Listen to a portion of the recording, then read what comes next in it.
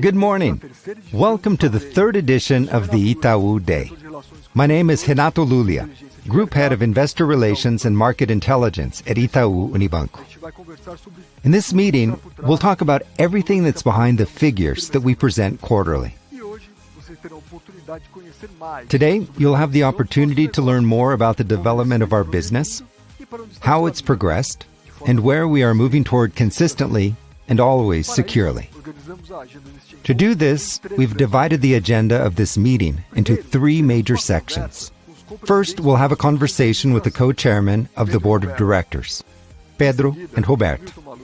Next, Milton Maluhy, CEO of Itaú Unibanco, will bring details about the initiatives we are developing, including Itaú Unibanco's digital and cultural transformation. Next, we'll have three panels with the members of our executive committee for a debate about our business and our institutional agenda. Throughout the entire event, we'll answer questions sent by you via the platform or WhatsApp. For those of you who are accessing the website, just click on the button that is on your screen and send your questions via text to the number 11978255898. Since we've received many questions, we'll consolidate the main topics so we can reply to them throughout this meeting. At the end, Milton will come back to answer a few more questions sent by you. I'm at our Itaú Day Center, and to start this first panel, we're going to our Itaú podcast studio, which is in the Business Center, where Pedro and Roberto are already waiting for us. To moderate the conversation with them, we've invited the journalist Luquet, an expert in economic and financial journalism, who also contributes to our Inteligência Financeira, financial intelligence platform. Inteligência Financeira is a news website about the economy, finance, and investments ran by Itaú Unibanco for the purpose of helping Brazilians save more and invest their funds better. And the journalist newsroom has full editorial independence. After a year and a half on air, it's the fastest growing economic news website in Brazil. And in May alone, the platform had more than 4.5 million hits, with 3.3 million unique visitors, which already puts it as one of the largest financial news websites in Brazil. For those who do not know it yet, we invite you to visit it. Mara, it's up to you. Thank you, Renato. Good morning to everyone who's here with us. We're speaking from Itaú Unibanco's podcast studio, here at the Itaú Unibanco Corporate Center, which allows us a more informal conversation. I'm here with Pedro and Roberto. Let's start this conversation. Good morning, Roberto. Good morning, Pedro. How do you like the bank's podcast studio? Yeah. We're all getting to know it for the first time. Looks nice, right? It's very nice. I think it's quite fitting. I'd like to start our conversation by talking about the bank's culture. What are the challenges you see for the bank for the coming years, and what are they like? What changes have you already implemented? Last year, you already talked about this shift to client focus. Thus, I'd like you to tell us what has already been done and how you are seeing the future. Who's going to start? Odds and evens? You start, Pedro. So, Mara, you've touched on a subject that I think is, perhaps, in my opinion, the biggest competitive advantage of an organization. And I think it's Itaú Unibanco's great competitive advantage, which is culture. I think culture is a key and core subject. Roberto and I agree on that. Since we started our operation a long time ago, this culture topic has always been absolutely key. And it's key because if you want to make important changes, you have to know that people are with you and that they believe in a certain set of attributes and guidelines.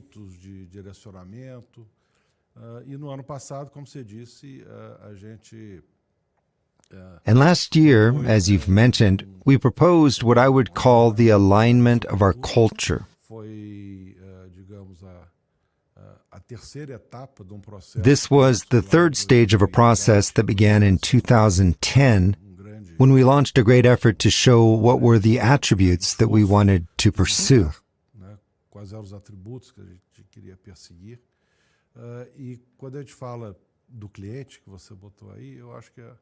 And when we talked about clients, as you've said, I think the first thing that we said, and that triggered major transformations, is this idea that we work for the client. Saying that we work for the client is a phrase that may not carry much weight, or that seems almost banal. But it's not. If you take it seriously, it leads to major transformations. And I think we are precisely experiencing these transformations. Because the traditional banking model is the business unit model of a series of monoliners that are growing side by side, and that, obviously, each in its own way, are trying to serve the client the best way they can, but lack the perspective of the whole. And the perspective of looking at the whole really implies a transformation. It's easy to talk about and very hard to do. Because, in a way, this century-old organization has organized itself around products, and it now wants to organize itself around clients. And this year, this has even led to a major organizational shift, which is precisely how you understand the needs of a client. We have a department area called Needs, which is an area that looks at a client and tries to figure out the best way to serve that client. What do we need to do? And this transition from the product vision to the client vision is one thing that I think all companies are pursuing. As Roberto has already mentioned, we have a challenge that has been presented to us by the new entrants, who generally enter as monoliners, who can look at the client as a whole, because they often have a single product. And moreover, the complexity that comes from you adding divisions creates a difficulty of integration and looking at the client as a whole.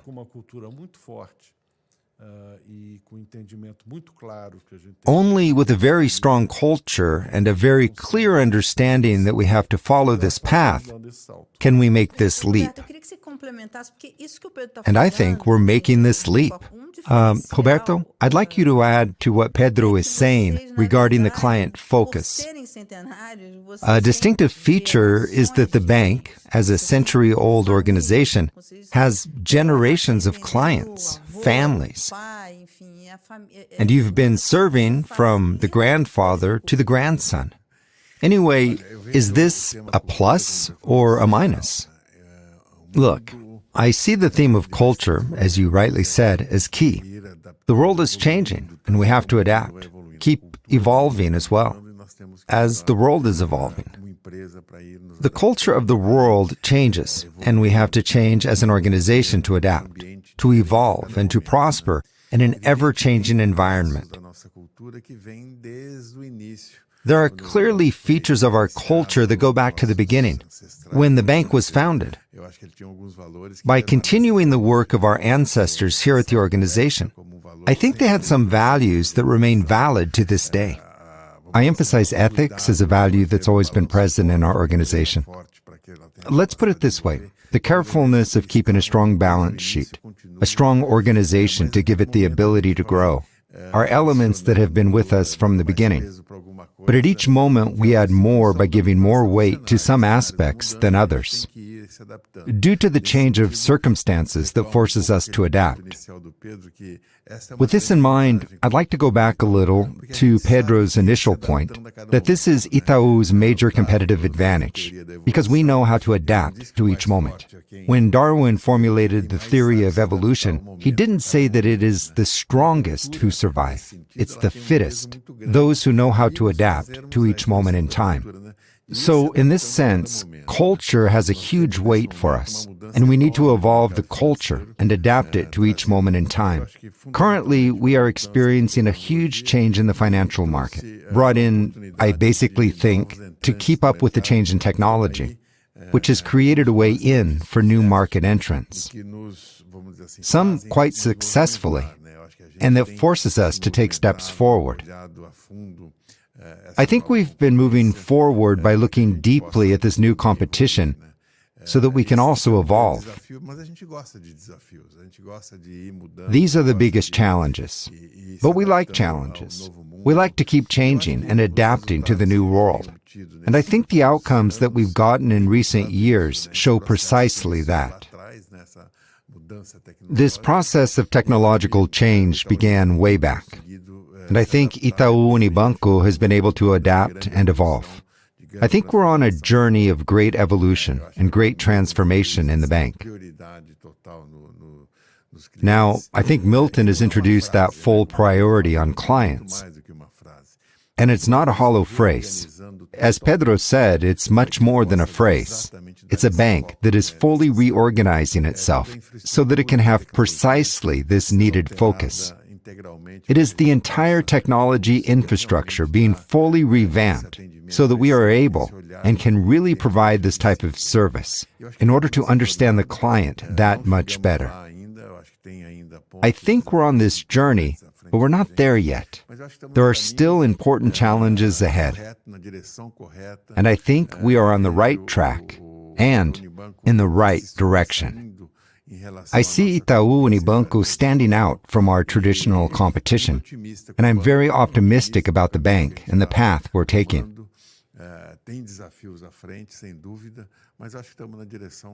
We have challenges ahead, no doubt, but I think we're headed in the right direction. And I think the issue of culture, which evolves and adapts to each moment in time, has been key for this journey. And I think we're moving forward pretty well. And like I said, I'm pretty optimistic about what we're experiencing right now and the prospects ahead. I think the bank is at a great moment. This talk by Roberto about consistent earnings is a major distinctive feature. And throughout its history, Itaú has lived through different periods of Brazil.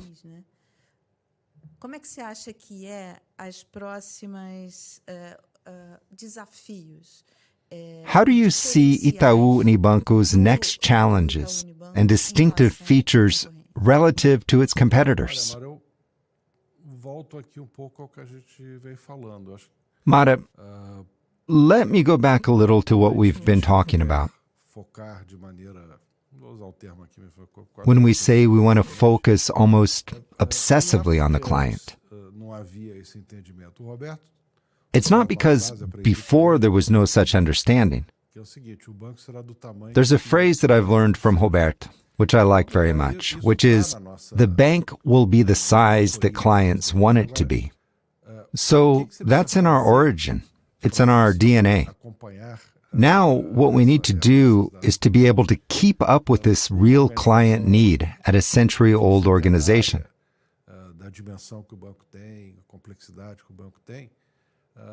With the size and complexity that our bank has, it's not a straightforward challenge. We even know the way, but dealing with it is not obvious. To do that, you have to get out of the product vision and dive into the client vision. And to be able to embrace the client vision, we have to have very different systems from those that we had in the past, because we can't get stuck with legacies. Otherwise, there's no way to compete with these new entrants, who obviously have another level of agility and lightness. So there's a boldness of internal change from an organizational standpoint. The new operating model. But there's also the boldness with regard to embark in a major transformation in the world of technology.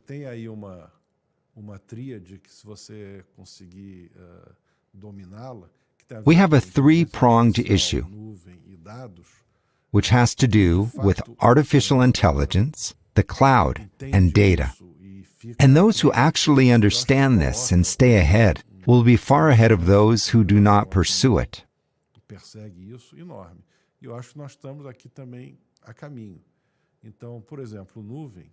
And I think we're on the right track. So, for example, with respect to the cloud, the bank already has 50% of its platform in the cloud. And since not everything will go through migration, this means that 70% of the upgrading path has already been taken. There are still things to do, but 70% is a big figure. This gives us an enormous agility, responsiveness, and the ability to be competitive, much greater than if we had stuck with the technology model that we had been building for decades, and that generates certain inhibitors for the bank to be able to, in fact, give the response that clients demand. There is also a huge internal training effort for everyone to understand new technology better. Note that last year, as regards data and cloud, we trained more than 5,000 people who underwent an in-depth training so that they could fully grasp what the step is. So, going back to the culture and combining it with this digital transformation, this explains in large part the bank's ability to stand out.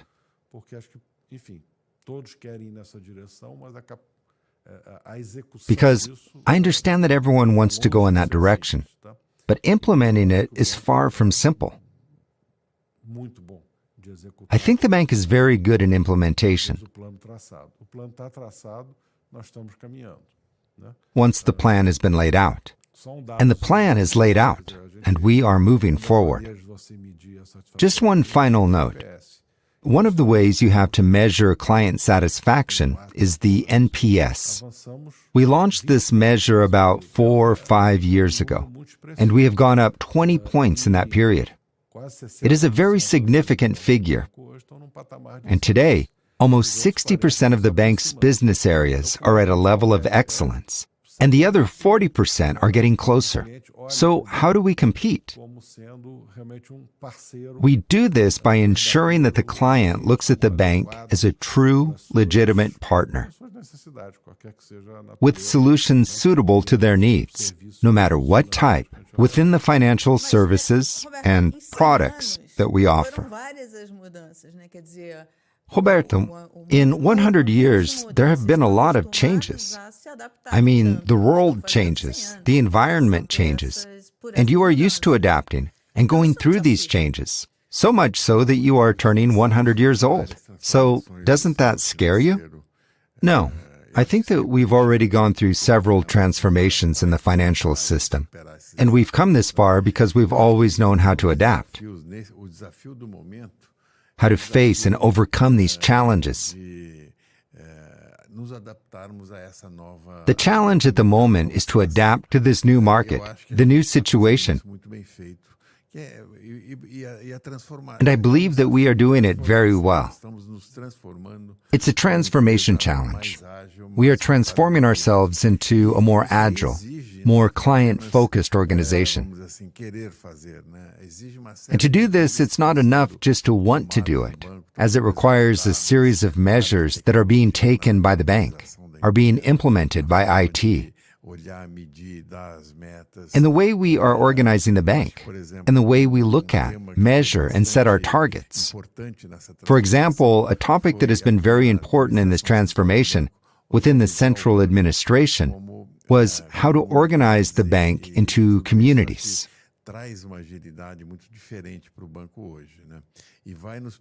I think this brings a very different agility to the bank and will allow us to take much better advantage of this new wave of technology. That said, we're entering a new stage of technological transformation, which is artificial intelligence. And I think we're very well prepared and very willing to embrace this new opportunity. And we see it more as an opportunity than a challenge. In effect, with every challenge comes an opportunity. And I think we got to be where we are because we really knew how to turn challenges into opportunities. 2 or 3 years ago, I was much more worried. You asked what the concern was, right? Were you more worried? I was. Worried about what? I was worried because I thought that the bank hadn't found its way yet. Anyway, 5 or 6 years ago, we realized that the world was changing, and changing very fast. And between realizing something and knowing the way, becoming aware that we were in a world in transformation, and that we were about to face new challenges, and knowing how to address these challenges and walk in that direction, this was a process that took us some time, because we had to revise everything that we had done so far. What was right, what was wrong, what was suitable for the future, what wasn't, and how to organize our company. And I think those 2 years marked the start of a journey in the technology field, a journey of transformation of the bank, in the way of organizing the bank. And we're probably halfway through that journey. The important thing is that we're headed in the right direction, and we know where we will arrive. And like I said, 2-3 years ago, we were still figuring it all out. We found the way, and we're implementing it. Pedro said that we are good in implementation. I fully agree. Being good in implementation is one of our greatest features. So I think we are on this path. And as in the past, when we overcame several challenges, I think that this case will be no different. We are already on the other side, and we already know what to do. I have no doubt we're going to get there, and we're going to get there fast. Pedro, were you worried too? I was. I can imagine the two of you calling each other to say, I'm worried. Roberto, I'm worried. Because if you're an incumbent, a market leader, then you become a target, and everyone that gets in, who are they going to criticize? The big players, those that have to look as though they represent the past and not the future.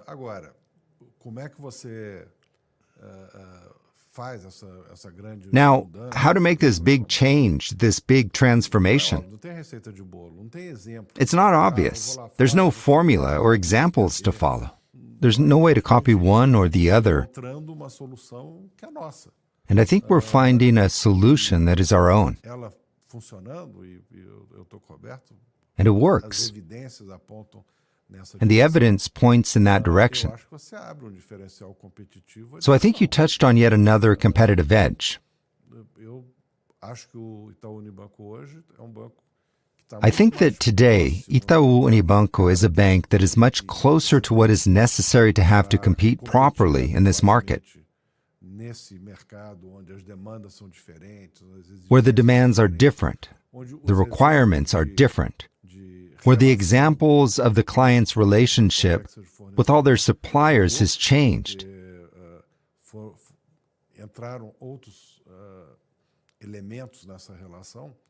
Because other elements have entered into this relationship that no longer talk to traditional banking, into the traditional relationship with a bank.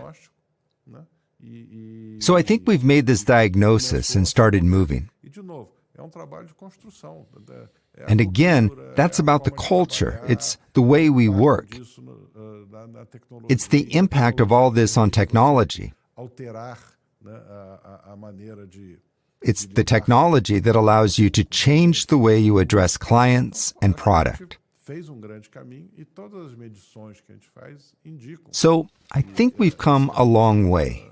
And all the measurements that we produced indicate that this path is being trodden the way we expected. And the bank also has a governance process, which we have to talk about because I think it's exemplary. First, the quality of our personnel is outstanding. When we look at the staff working inside the bank, who I think are very talented, very dedicated people, we have the ability to implement things and understand the way to go.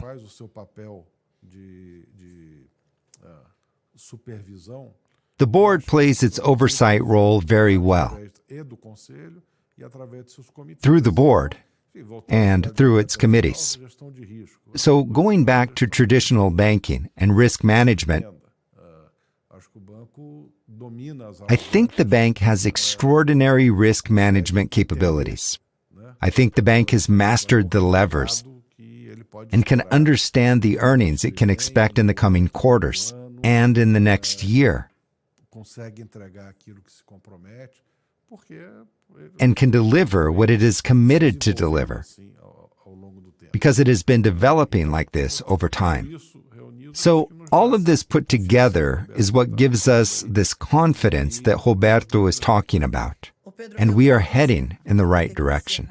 Pedro, unfortunately, I'm going to have to end our conversation because you talked about governance, and this includes a lot of issues that we could bring up. In closing, I wanted you to leave a message for our Itaú Day audience, for the investors who are listening to us. I'd like both of you to leave a message.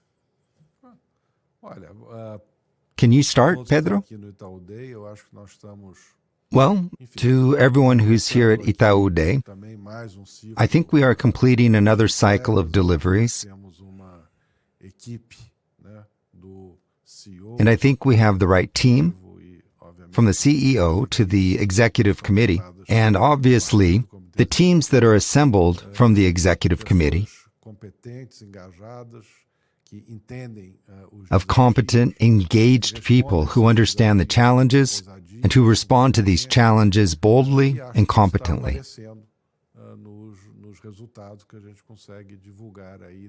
And I think that shows up in the earnings that we've released every quarter. Obviously, we still have a lot to do. But this is a construction that never ends.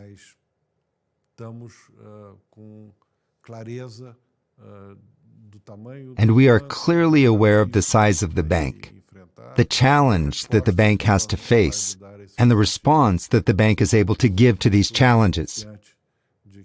So I'm very confident that this path is being built,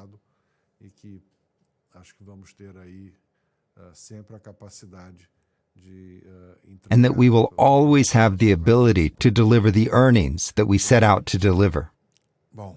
Thank you very much. Well, now we're getting to the end of this chat, which has been very pleasant. And you are starting this Itaú Day meeting, which will discuss many things, some of which we talked about here. And there's a lot to be talked about in this time of great transformation of the bank and of the world. I'd just like to reinforce some messages that I've talked about during our conversation, which are messages that we are transforming the bank. This is a transformation that requires everyone to adapt.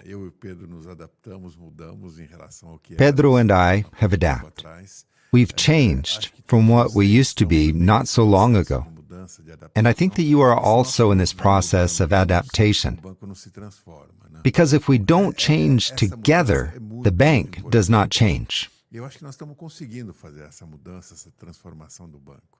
I understand that we are on the right track.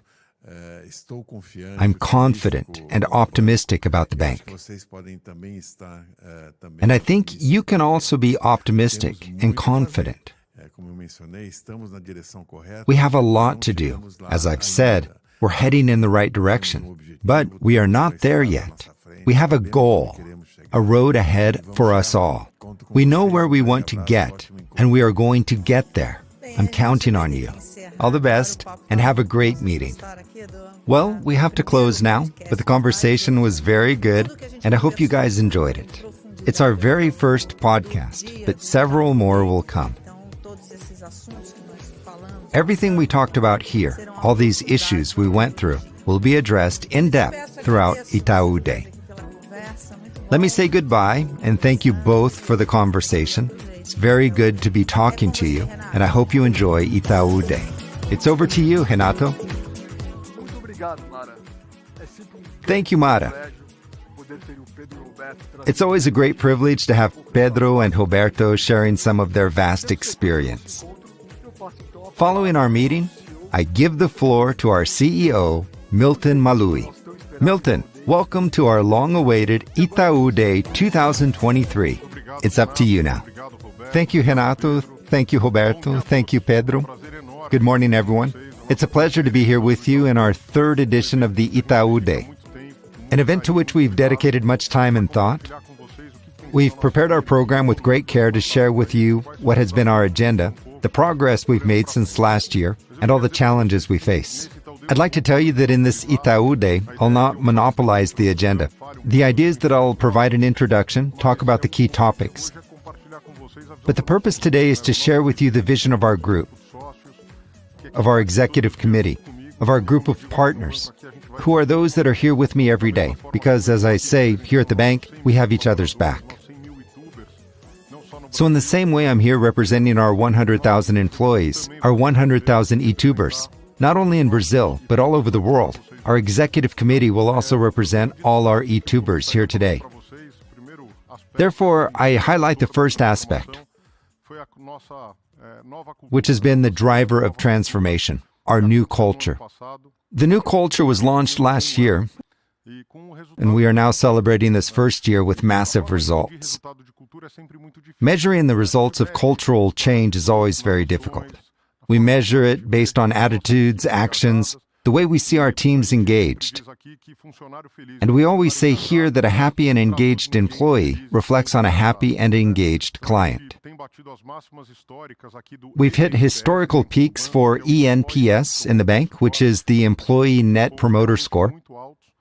We reached really very high scores, which granted us, in its last edition, the Great Place to Work Award, the best company in Brazil with over 10,000 employees to work for.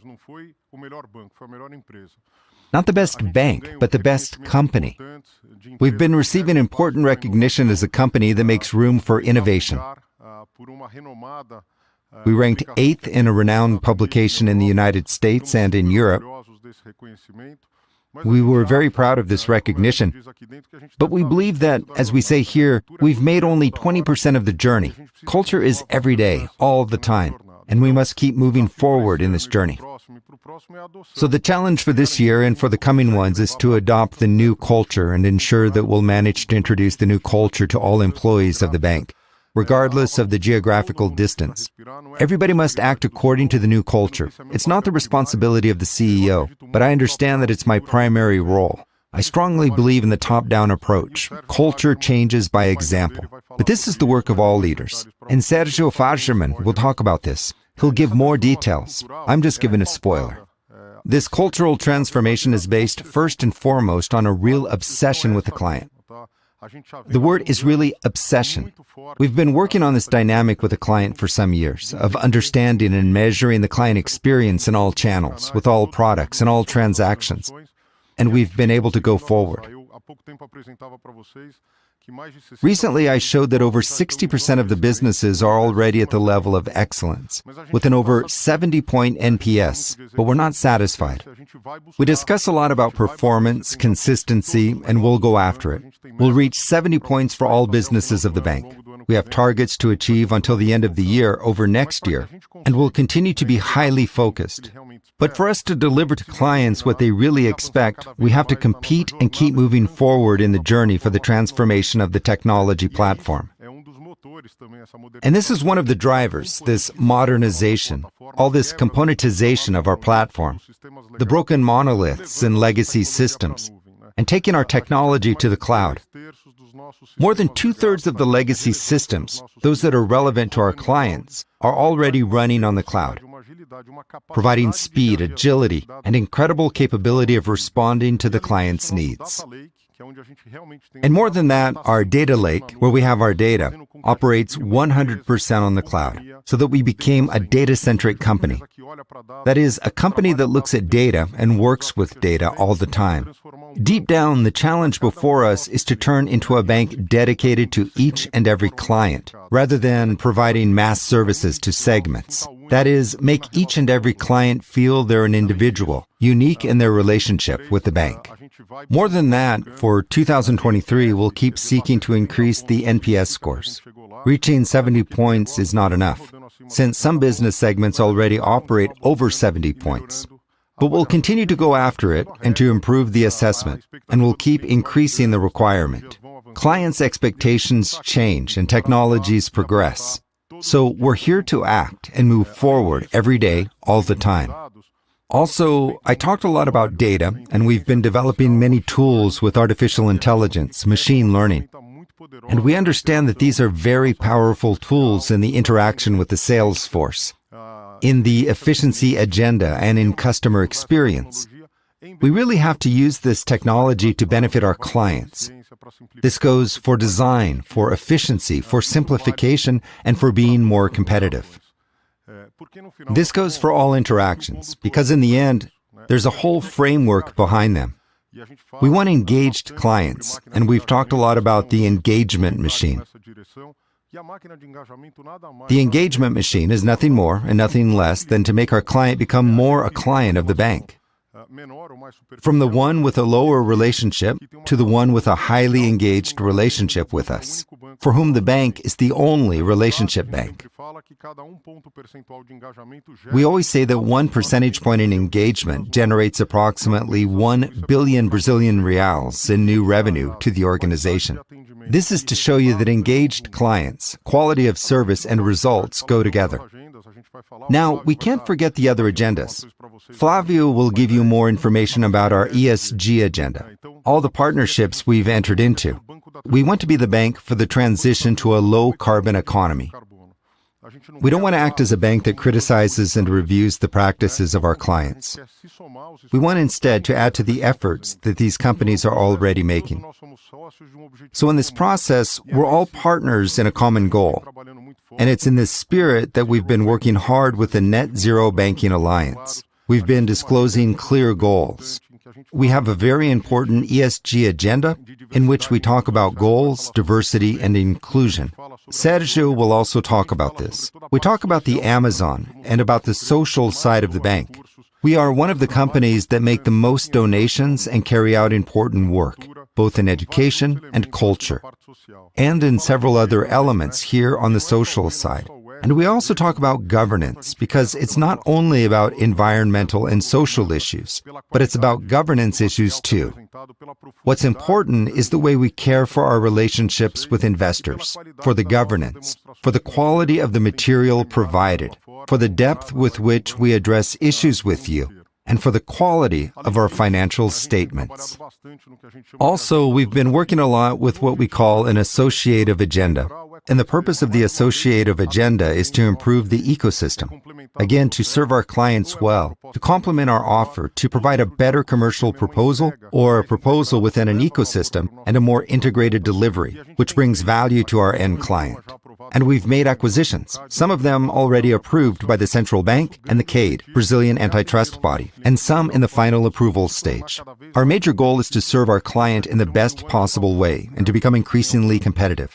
It's what we call a one-stop shop. The client comes to the bank and has all their needs met. To this end, we need a complete ecosystem of products and services. Our role is to always be looking outward, identifying opportunities, recognizing the quality of the work that many of our competitors are developing in specific areas.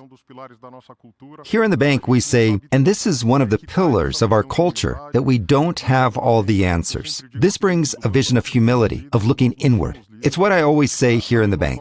We are leaders. But this scenario can change in the future. This realization makes you become better, more humble, and have an awareness of the surroundings. Looking outward is key. Learning with our mistakes is okay, but we have to learn with others, including other industries. This is what we're going to keep pursuing to move forward, not only in our traditional business, but also in other revenue lines, in other business. To be able to talk more and more about what we call beyond banking, deliver business and serve our clients well, not only with financial products and services. It's about delivering offers and knowledge, complementary experiences, leveraging our audience, our relationship, our ability to deliver products and keep contact with our clients at all time. And this is what we seek every day in this environment. And talking about the future, connecting all the points that I brought here, you'll notice that culture is always present in all comments. So we really need to have a more digital culture. Culture is about the client. It's about having each other's back and not thinking we have all the answers. But it's also about being more digital, having a more agile mindset, having a model with less hierarchy and more autonomy, a bank that learns every day and handles mistakes in the best possible way, creates an environment for learning and for people to become entrepreneurs. Obviously, we are a regulated industry and have to take care. Risk management is something that will always be embedded in our decision-making. Managing risk is the core of our activity. And I think that we've been managing to do it on a very consistent basis over the years. This is what is taking the bank to a very sound level of profitability and consistency throughout our whole journey. We talk a lot about quality of indicators when we release our quarterly results, but it's very important to understand that those indicators are not there by chance. They have to do with soundness, risk management, and credit quality. And we've been able to manage credit in very turbulent scenarios. It's not that turbulence has reduced, it's present, and we have to keep being active in this regard. This involves managing risk, the balance sheet and rate mismatching, everything that is involved in the market side. With this, we can mitigate volatility impacts and serve our clients well, being always present, providing highly competitive conditions. In this sense, the bank has been performing very well in clearly challenging scenarios. I say it all the time, and those who follow the calls know that there must be caution. I believe that caution is a word that is still present in our daily routine. We're cautious. We are good risk managers. We have a lot to learn. For sure, we make mistakes. We learn with our mistakes. But this is part of our culture. And we want to keep having this strength, engaging and mobilizing 100,000 people, not only in Brazil, but in all countries. I recently came from a visit to Chile, and note that this engagement level is everywhere. This is super cool. This digital transformation is happening at an amazing speed and is already impacting the client agenda in a very positive way. So we have structural strengths. First, we benefit from being a universal bank, reaping benefits in times of higher volatility, because we're very strong in all segments and business in which we set ourselves to operate. We've been striving to be the leaders in business, striving to serve our clients increasingly better and to evolve our operation. It's about growing the brand, growing the bank, improving our efficiency ratio. Many times we talk about cost, and the feeling is, but what about the client? Cost is part of the client agenda, because the more we invest and create room for investment, for business expansion, the better we will serve our clients. And the more efficient and more competitive we are in terms of price, the better we deliver our products and services. We'll keep expanding our business, investing in technology. Because here in the bank, this efficiency agenda is not a short-term agenda. It's an everyday agenda, but always with the logic of investing in the future, of continuing investing in our growth, investing in creating value to all our stakeholders. And digital transformation has been enabling this agenda in the best way possible. You'll see that we talk about digital and efficiency. Our CFO and CRO will talk about this with you in a while. And I think I've talked too much already. I think I was able to sum up well how our debate is going to develop. One more time, I'd like to thank you for your participation and say that it's an honor for us. It's a joy when we have the opportunity to share with you what we've been doing. We always take some care because we share with everybody, including our competitors, because in fact, we want to provide a consistent delivery. I believe that the cohesion model that we've been creating, in which we have a strong culture and transformation, in which we talk about the customer, and we have carried out a digital transformation, an investment that has been made for many years, and that we've been accelerating over time, that we've been creating, is not simple to replicate. We continue to believe that the bank will be here in the long term and will be strong. Who knows? We'll still be in the position of leaders. And for this reason, I count on you and thank you. First, thanks to each of you, our employees and YouTubers who are here watching us. It's always a great honor for me to be here representing all of you. But I want especially to thank our clients who entrust their business to us every day, who give and open up opportunities to us.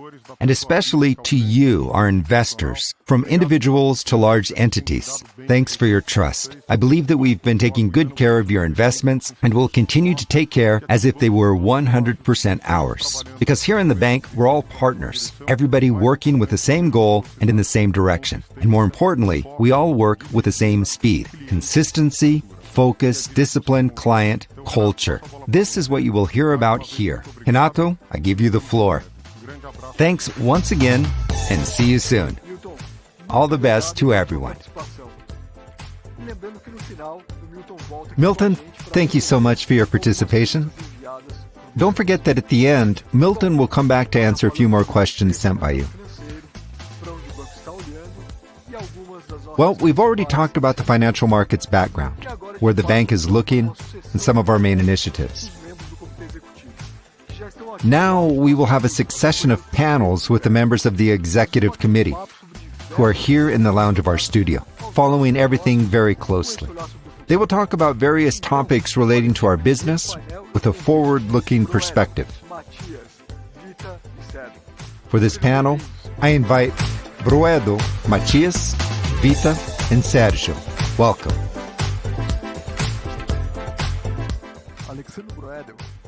Alexsandro Broedel is our CFO, responsible for the finance area of Itaú Unibanco. José Vita leads the area that includes legal, ombudsman, ESG, and corporate affairs. Head of risk management at the bank is Matias Granata. And Sergio Fajerman leads people, marketing, and corporate communication teams. Welcome. Thank you once again for being here for our first Itaú Day panel. And I'd like to start this conversation with a question to you, Broedel. And the question is this. We've been talking a lot about three important initiatives: digital transformation, culture, and efficiency. Tell us about how these three topics work together. What's the virtuous cycle of having all these three initiatives working at the bank like? Thank you, Renato. First, thanks for the question. I really think that it's very important to look at the regulatory, technological, and competitive challenges that the financial industry faces, that the bank faces. And the efficiency issue really gets inserted in a different way than it has been in the past in the organization. Today, efficiency really needs to be embedded in the organization's DNA. It can't be a specific program or a standalone initiative. It has to be something broader. And in our case, we've had a very active efficiency program since 2019. There are more than 1,000 initiatives, thousands of people involved, really connecting the entire bank. And it requires cultural transformation. It requires a culture of scarcity. It requires changing the way we think about the bank. So I don't see how it would be possible to have a really effective efficiency program without the bank effectively undergoing a transformation and a cultural change. To think about being more agile, doing more with less, and sometimes doing less with less, streamlining processes, etc. And technology is the only way to make this happen. Without greater agility, or without the evolution of our technology processes, we will not be able to go forward. And this includes cloud migration, process automation, and other processes. As I said before, the bank has had an efficiency program in place for some time now. There are many initiatives and many people involved.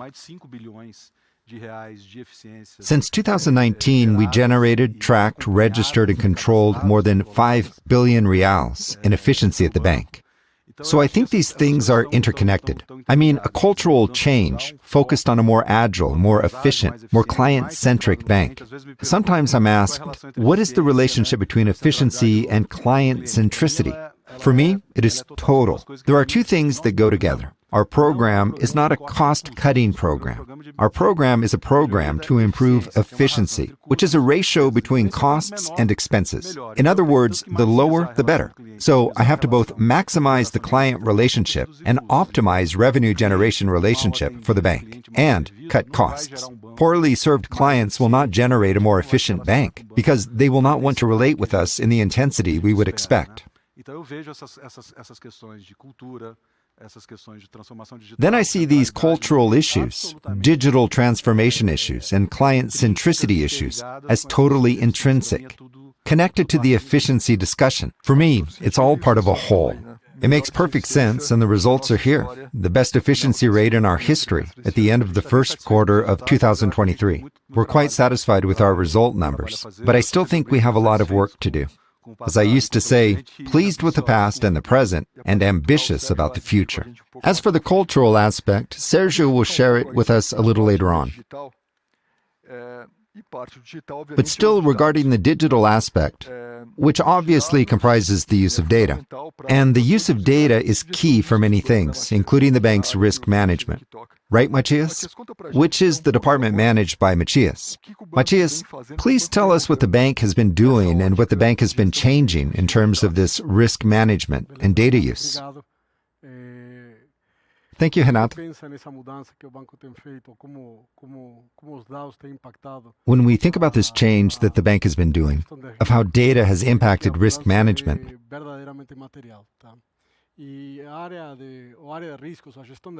the change is truly material, and risk management at the bank has always been very quantitative. We've always used a lot of data. This was true especially for the financial risk areas, where it was easier to quantify things. So for these areas in particular, what I think has happened mostly in the past few years was a shift, almost an explosion in the amount of data that we have available to do risk management analysis. For example, currently when we build a client's credit score, which will determine which offer they'll receive, before that, we basically used master indicators and default history. And this was basically what the credit score of a particular client was. Nowadays, we have variables such as relationships, how the clients browse, how they use social media, how they operate inside the bank, what restaurant they go to, where they usually are. And these variables have become much more relevant to explain what the credit status of a particular client is. And it's not just this higher amount of data that's messing with how risk management is quantitative, or how financial risk is determined.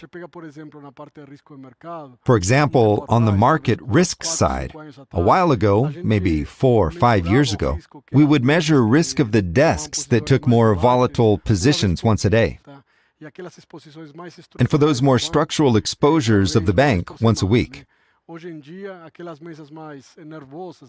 Nowadays, for those riskier desks, we look at intraday risk and exposures that are generated in retail, which are more structured. We look at them every day. This way, we haven't just increased the data amount. We handle about 15 times the amount of data that we had before, in addition to having greater availability and increased frequency of how we manage the most quantitative component. Just as important as this increase in the amount of data and its availability, there is a very strong cultural vision behind it, impacting not only financial risks, but also, in a very particular way, non-financial risks. Non-financial risk management. What is this cultural vision? The use of data is embedded in our culture, but we have to practice more and more, even though it has become a reality in recent years. We no longer make any decisions without data. It wasn't necessarily a reality before, but today, if you make a decision, it doesn't matter if it's structural, a midterm, long-term, or tactical vision for daily operations. You need to have data to anchor your decision. And the risk management quality goes up a lot when you do that. For example, the bank's operational risk is the risk used to manage operating issues that you may have or are having. If we go back 2-3 years ago, it was basically structural, used to monitor and map processes, identify weaknesses, handle issues that had happened, and from that we could anticipate what might happen there in the future. We currently have a completely different approach. We use data from every transaction, extract outliers, which may be an indication of an issue, and dive into operationally identifying what is not working. And this approach is completely new, and it's a huge satisfaction to see teams that are used to having a non-quantitative, non-data approach greatly increase their performance, their coverage capacity, and the ability to do a lot more with a lot less. Because you haven't become dependent on the size of the team that you have. It has a lot more to do with the data you have and your ability to analyze it. Data has been and will continue to be a revolution. I think that in risk management, we are just starting to capture the gains, especially in non-financial risks. And what lies ahead gives us a concrete ambition of everything that we can achieve in short term using more and more data. Very cool. You've also mentioned efficiency that we were discussing with Alexsandro earlier, which is the issue of being able to do more and more with data, more analysis. That's what Alexandro says. If you think of efficiency simply as an exercise of cutting costs, it's not sustainable. It needs to be part of our daily activities because, in addition to getting results, it will be done in a sustainable way. So there's no point for you to get a one-off efficiency gain, especially in risk management, which causes you to need to go back 2 years because it created a certain problem. And it's all interrelated. It's part of our culture, which is the main driver, because it drives the practices that we want for now and for the future. Really nice. Thanks, Matias. And I will also stay on this topic. Next question is for Vita, to talk about the impact of the cultural and digital transformation that Alexsandro talked a little bit about, and what Matias also brought about in the departments that are under his management. And also by addressing that angle that Alexandro addressed about how this impacts the life of our clients, which is, in essence, why we are here today. Thank you for your question, Renato. It's a pleasure to be here with you. I really think that digital transformation is well embedded in our culture, and we have been pursuing it to make it happen in all our departments and all of our business activities. When we think about the legal department, for example, we can think about digital transformation, both as regards litigation, and I think you all know that litigation in Brazil is mass litigation. It's litigation in bulk, and therefore litigation very prone to be addressed with data, and in the back office side. In this case, more directly, affecting the life of our clients and our business. When we talk about litigation, for example, we've been on a 10-year journey of digitalization of litigation.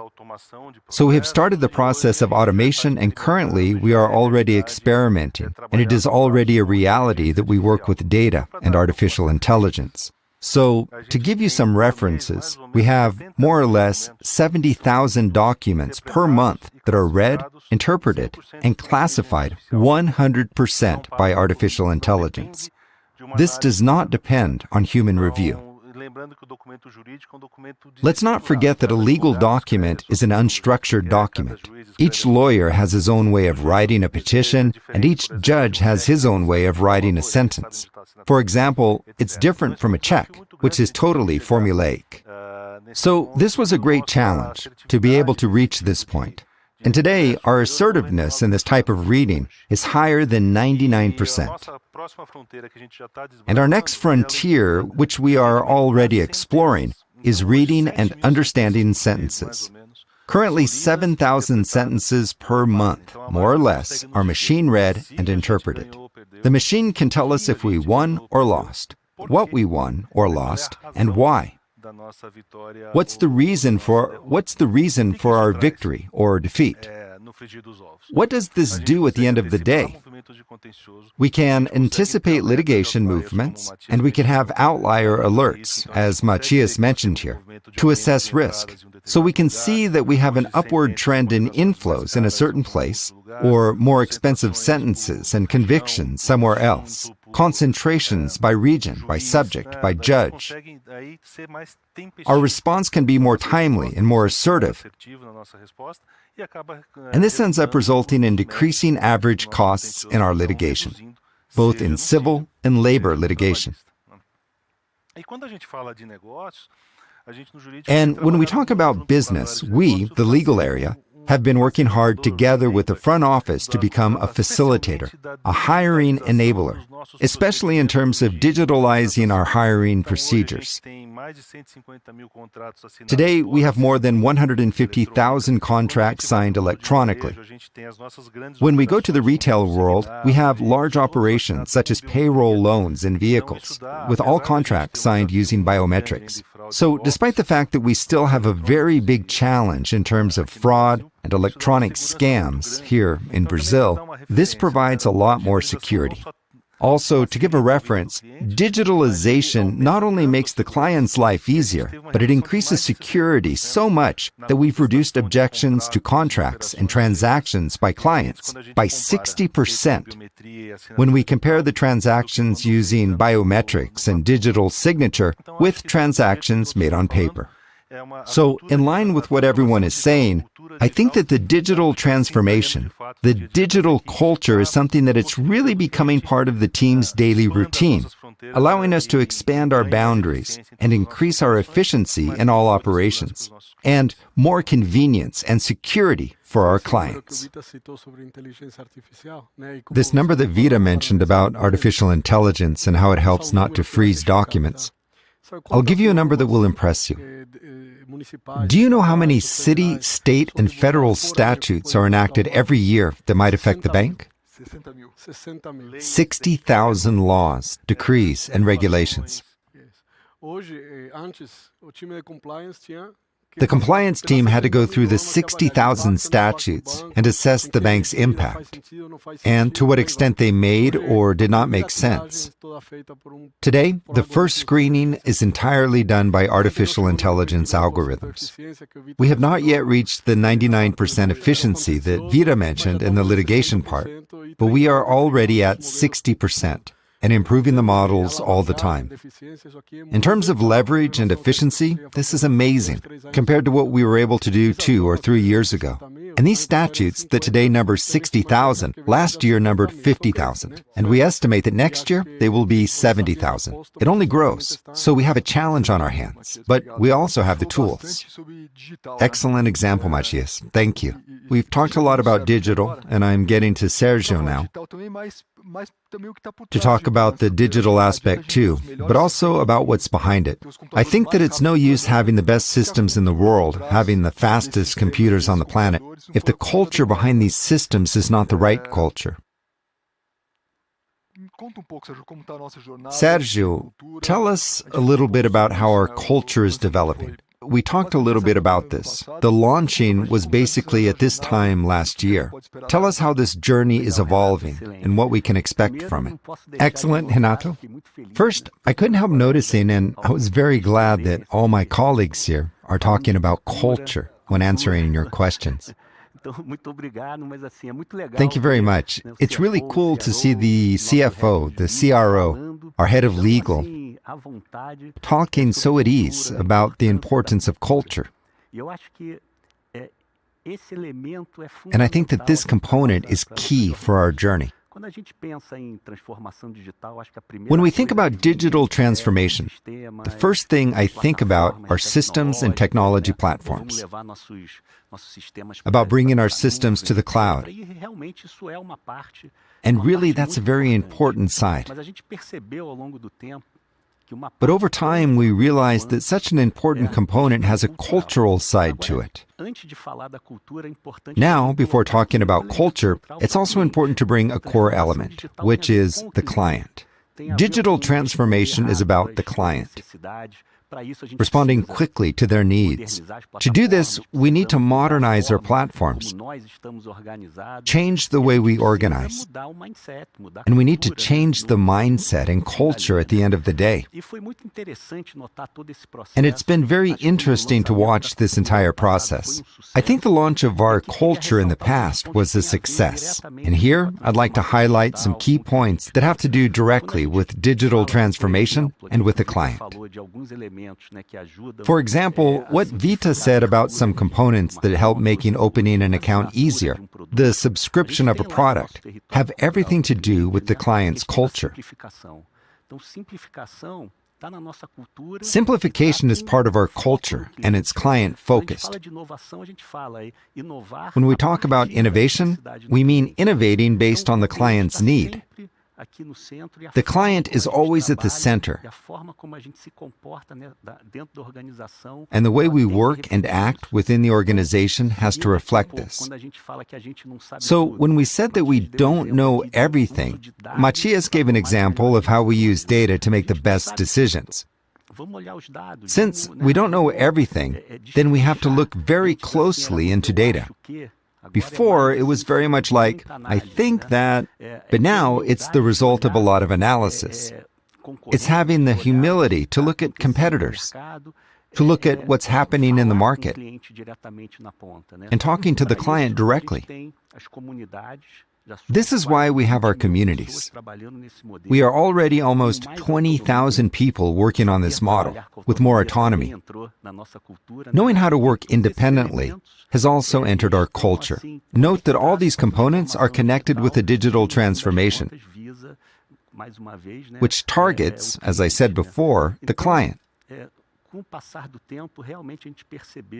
Then, over time, we realized that cultural transformation was absolutely critical to the success of digital transformation. As we've learned from talking with investors and various stakeholders, this seemed like a challenge for a bank. Our bank is almost 100 years old. It needs to be more modern. And I think we've managed to combine very well also our tradition, strength, and soundness with these more contemporary issues. This is also exemplified by the fact that culture consists of 6 fields, and 3 of them were already here: ethics, client, and earnings. And we've incorporated the other 3, which I think are here to complement and bring many of these contemporary elements, which is, we don't have all the answers. We have each other's back. We value diversity and inclusion. I think it's a great reflection of the bank's tradition, of what brought us here, with the elements that we need for the next 100 years for us to be as successful. And I really think we're being very successful in our current journey, which is just beginning. In other words, it never ends. We can never get too comfortable. The impacts of the new culture on the bank's daily activities are also visible. We are living this new culture. We feel its positive impacts. I'd like to come back, Matias, with you to a topic we've talked about. We've talked about clients, we've talked about digital transformation, and obviously most of the digitalization of the bank, of our clients, is positive. But we know that there are some downsides to it, and one of them is fraud. We've seen then in certain transactions and products an increase in fraud as clients become increasingly digital. Bearing this in mind, Matias, the digital side, but also with a focus on the clients and culture, tell us what we have been doing in this journey to help clients, to make their journey more secure, but without losing flexibility and without losing agility.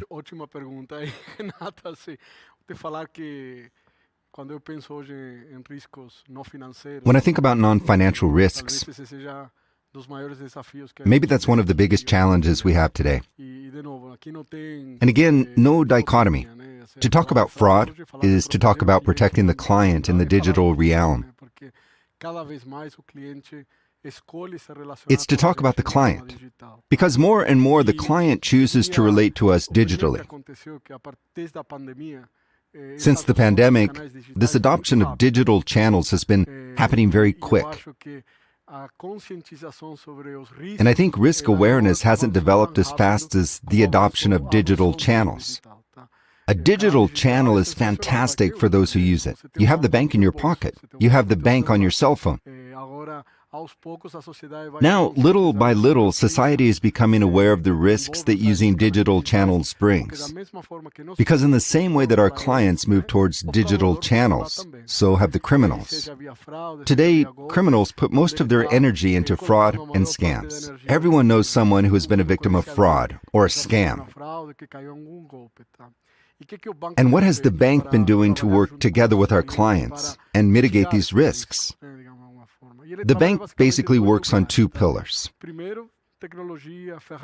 First, technology, tools, and everything we can bring from technological innovation to prevent fraud and scams. And I think we've already made a big breakthrough. And to give an example of this, we did a rollout about 1.5 years ago of facial biometrics for all digital mobile channels. And the beauty of the facial biometrics tool is that it is very sophisticated. But for the client, it's very simple. You simply point the phone at your face, and the level of accuracy to know that it's you who is there on the other side is much higher than when we use a fingerprint. It's much higher than when we use other methods to try to authenticate the client, such as a password or a username or number. So that's the essence of the technology that we need to bring here. A lot of sophistication, a lot of technology. But it also needs to be transparent and easy for the client to use. And facial biometrics have had very major improvements. But it's not just that. Another thing we've been doing a lot is raising awareness, educate, help, and we're doing it in a lot of ways. We're more careful with our clients, whether by using instant messaging about transactions, by text message, or WhatsApp itself, which we use a lot. We are present on social media, using influencers to convey important messages. All of you must have seen our campaigns in prime time, which before were only used to bring business and commercial proposals. But now we use them more to help our clients. Sergio, who has gone on to lead the marketing department, helps us a lot. Not only by taking the awareness campaigns to primetime television, in the middle of soap operas or in the middle of the news, to explain how scams work, how frauds work. The moment we make the population aware of one type of scam, criminals create a new type of scam, and so on. So we need to be talking all the time to our clients and explaining what's happening. And the beauty of all this, which captures a little bit of the essence of what Sergio just talked about, is building things together with our clients. If you look into our campaign, it has two characteristics. It uses generic phrases and does not speak only about Itaú. No bank will ever ask you to reveal your password. No bank is going to ask you to make a transaction. That does not mean Itaú won't ask you. Itaú is bringing the industry vision. And at the same time, we end up with the slogan, "Together we protect ourselves better." In the sense of, we provide you the information, we make you aware, we help you understand what's going on, but you also have to help us protect ourselves better. This is the essence of what we want to accomplish. It's not much different from all the other points my colleagues have brought up here, regarding all the other questions you've asked. It's technology and it's culture. It's technology and it's awareness. That's the answer to any question you might ask here. That's how we are working within the bank. Any challenge posed to us is always going to have a technology component, and it's always going to have a very important culture component. Client centricity all the way, right, Matias? Wonderful. I've been getting questions. We've received more than 100 questions that have come in via our different channels. I'm trying to gather some of them here to finally get them to you. And this is why I'll come back to you, Sergio. A question about diversity. Diversity is one of the topics of our culture, a core topic in our culture. I'd like to tell you, Sergio, how the bank is addressing the issue of diversity and inclusion. What we have already done, where we have gotten to. In your view, what are the challenges ahead? Great. First, here's a cool story that also reflects the new times of our culture. When we say that we don't know everything, when we launched the culture, we said we wanted diversity. Then we went to study to have a better grasp on the topic. We brought in experts, and during a live session, we realized that in fact, the subject should be diversity and inclusion. We had just launched the culture. It was also during this live session, while exchanging messages with the world involved, that we decided, let's change to "We want diversity and inclusion." And we did. We changed on the spot, because it reflects a little bit of our footprint of always learning. Always keep moving ahead, and we corrected that issue. And I think diversity and inclusion is a topic that's here to stay. It's a topic concerning all companies and society in general. Several countries are facing this issue. It's a topic that is not that simple because it requires moving from small changes to a greater literacy. It's people learning certain things that, for years, they didn't know, to deeper changes both in society and in the organization itself.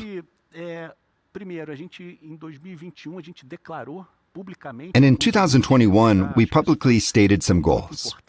I think this was very important.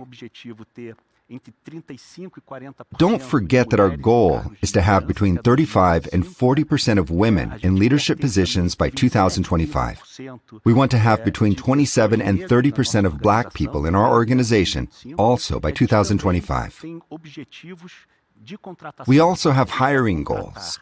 We want to hire 50% women for all of the vacancies we are currently looking to fill, and 40% Black people.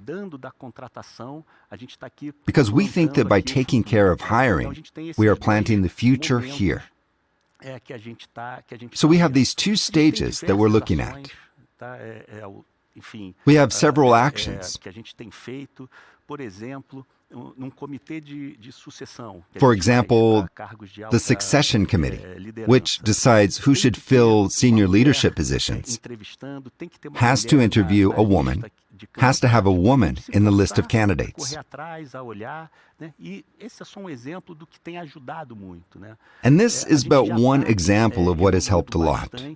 We are evolving a lot. To give you an idea, we have 34.6%, almost 35% of women in senior leadership. We are already getting to the floor of our goal. As regards Black employees, we're at 26.7%. It was the last figure I saw, and again, very close to the midpoint of our target. We'll get there in terms of hirings. We are already hiring 50% women, and we are already hiring 40% Black people. I think that we are doing it very consistently, with no shortcuts, because we want it to be consistent. We want the goals that we've set to be sustainable. We're moving forward, and very importantly, there's a lot of reasons for doing that. First, because we think it's the right thing to do. We have to look into that.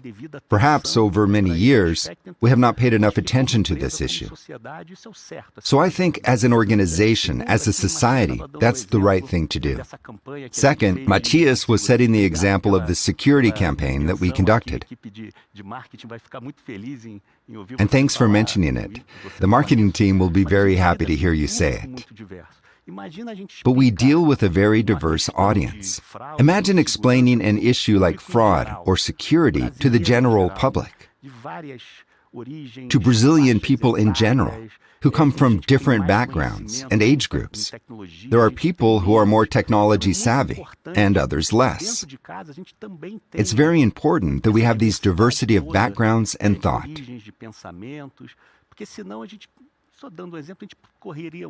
Because otherwise, just as an example, we would run the risk of looking at a campaign like this from one angle only and leaving other issues out. That's a small example, but really, that's what I wanted to leave with you, very strongly. This is not theoretical. In fact, we see this in several examples that we have within the organization. When a different point of view from people who've had different life stories makes our products better, our communication with clients gets better. So these are very concrete examples. It's an issue that's here to stay. We're very serious about it. with a very strong intentionality behind it. We have stated goals, and we want to do this very strongly, but in a very sustainable way. I think that's what's important. We do not believe in taking shortcuts on this issue. Speaking as a manager now about my specific department, the support that the personnel department has given us is very important, enabling us to make and to transform ideas into reality. As Sergio said, sometimes we do not know how to act or how to structure the attraction and retention process. There's no point in hiring people in and not retaining them. So the personnel department is well structured and has been helping us because we don't know everything. And in terms of diversity, nobody knows everything. But we have evolved well in the same sense that we are making our processes work. And I have felt this very much on a daily basis. If there's any doubt about our focus and the energy we are putting towards reaching this goal, I think about the accuracy of Sergio's number, within the decimal point, which proves it. We do look at diversity. I think every week, every decimal case. We are an organization, a bank of almost 100,000 people. We rely only on change, on the monthly turnover, to be able to change the bank's demographics as a whole. This is a challenge that tells us that we have to make this change at this pace that we are doing it. That's a great point, because 1%, 2% is 1,000, 2,000 people. Yes, the difference between those who leave and those who join us. That's why Itaú's figures are huge. And there's the case for talent as well. I'm convinced that talent is regularly distributed in society. If we close ourselves off to certain populations or don't show that we are open to them, that we're not being inclusive so that they want to come and work with us, we are closing ourselves off to talent. I think in the past, a long time ago, there were those filters in diversity hires. And today, what we get by dropping those criteria, to me, is huge in terms of the talent that we are able to attract. We had to show ourselves to more people, because after many years of certain groups not joining the bank, a lot of people started thinking, this is not for me. So the bank had to go after them. It had to show itself more to a lot of different groups. And I think it's been a fantastic experience. And I agree with you. Currently, in our opinion, this is very clear to the bank. Meritocracy increases when we grow our range, increase our search.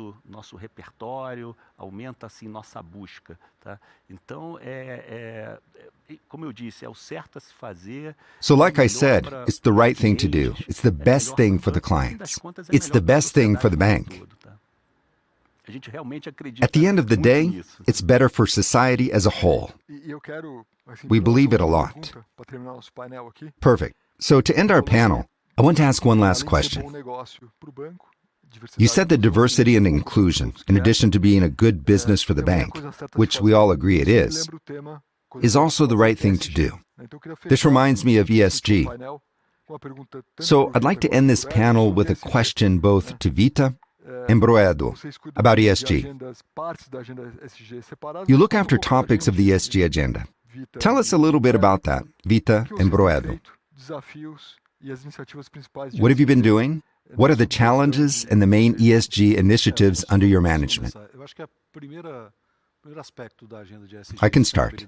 The first aspect of the ESG and sustainability agenda, in a broader way, is that in the financial industry, we establish long-term relationships. Not only with our shareholders, but also with our clients. We have clients who consume products and services that materialize over decades. So in my view, sustainability and ESG in the financial industry are something absolutely essential, fundamental, sine qua non. You can't talk about a financial institution without talking about sustainability. And I think this is absolutely embedded. And at Itaú, we make sure to embed this topic on sustainability into our business model. Sustainability can be, and sometimes is seen as, an exercise in compliance. I comply with the TCFD requirement. I comply with the SASB requirements. Or I comply with requirements of the, now, IFRS Foundation, or whatever. We are on a path of embedding sustainability into the business model, and this materializes in several ways. This materializes in the action that, for example, we take with medium-sized and large companies to help them transform themselves. Our officers today act as consultants to these companies, helping them in their transformation. When I help a company in a transformation process to a different carbon level, what am I doing to help? Promoting sustainability of my relationship with such company that could be harmed in the long run. So when we talk about the environmental aspect, this becomes quite apparent. The diversity issue, for example, which is another element, is also addressed in the same way. I agree with what has been said here by my colleagues, that when I have a hiring process that targets a smaller portion of society, which is where companies usually look for professionals, I could be undermining the sustainability of the bank in the medium and long term, because I won't be able to attract the best talent. I won't be able to attract the best people. I would be really exposed to this risk. And governance, without a shadow of a doubt, is a key element of ensuring accountability. Ensuring that our processes are correct. This is unquestionably entrenched in our business. Itaú has a tradition of being a governance bank. This is very important. Speaking about the finance department, we try to ensure that our reports are as transparent as possible. We are proud of often winning awards regarding reporting. Not for winning the award, but for ensuring that we have a level of transparency that is perceived by the market, that investors perceive as something positive.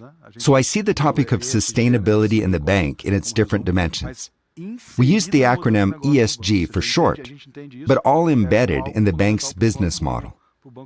In other words, we see it as something fundamental for the bank to prosper. And in my opinion, compliance is only a minor element. We are discussing diversity here, discussing environmental issues.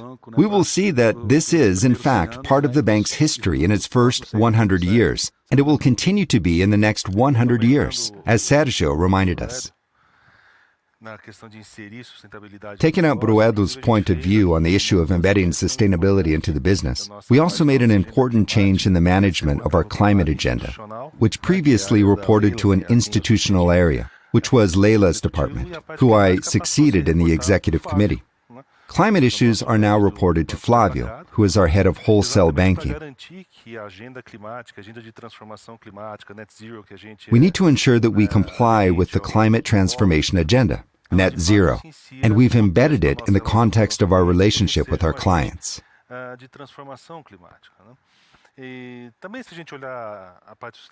if we look at the sustainability from another standpoint, which is the social aspect of ESG, we are known for supporting and promoting several social initiatives.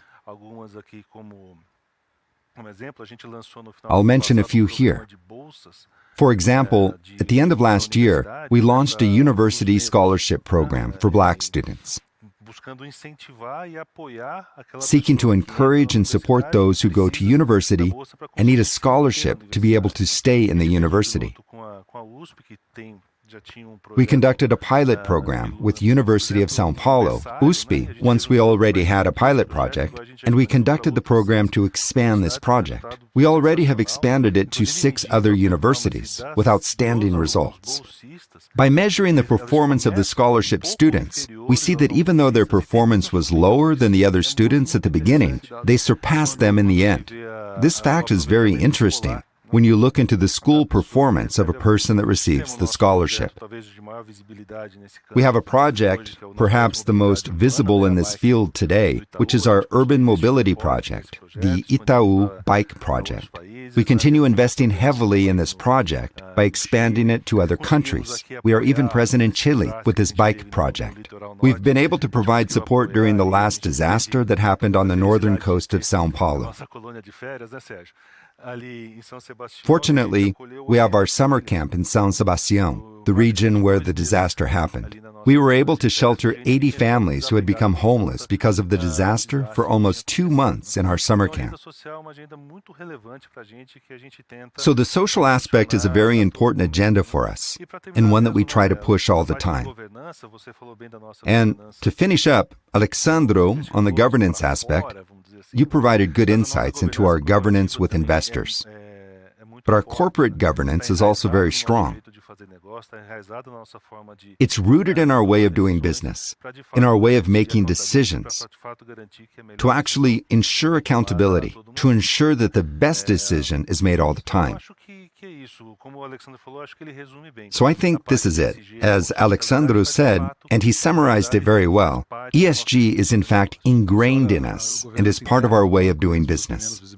When you look at the bank's internal governance, which people see less, the involvement of the board of directors, the executive committee, and the other governance bodies, we have the regulatory issues as a reference. But we go far beyond that. We've been disclosing integrated reports since 2016, long before this issue was even considered by any regulatory body. So we see this issue, both internally and externally, as a reference.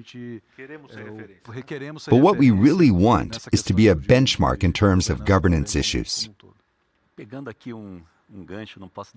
While on the subject, I can't help but comment, we talk about culture, which is the ultimate representation of what we believe, the way we act. When we talk about earnings, that we are driven by earnings, which has also been a hallmark of the bank for many years.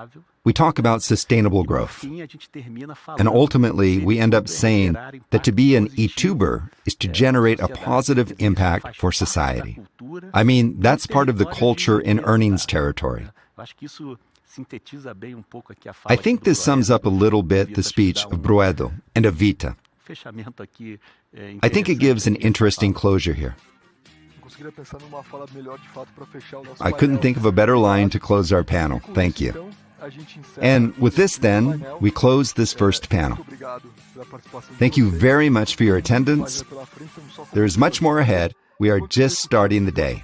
While the executives of the next panel get ready, we are going to show here a commercial that shows the Itaú Shop, which is an online store within the Itaú app. Everyone, thank you again.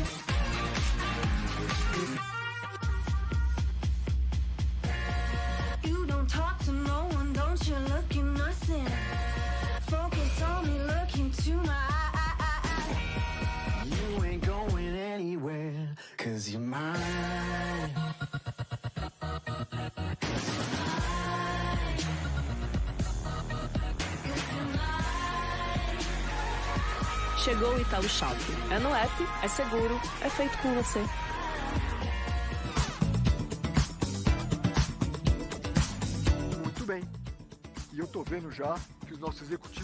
I can see from here that our executives are already prepared for our next conversation. And the topic of this second panel is the individual segment, service and operations. So please come onto the stage, Vanzo, Zancani, Marina, Constantini. Welcome.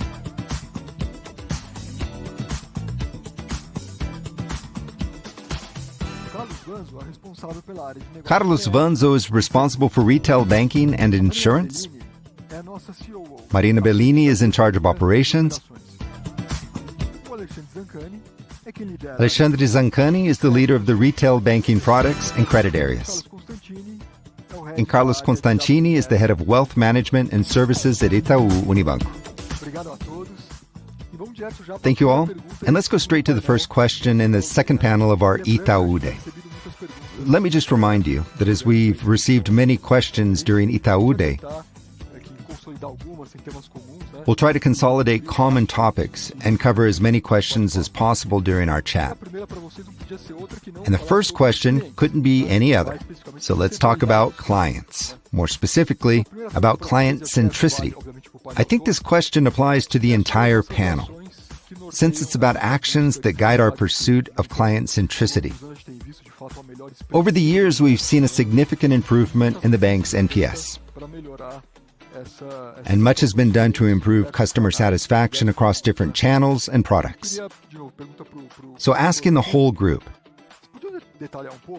can you outline in your departments what are the main actions and main projects that have guided our relentless pursuit of client centricity?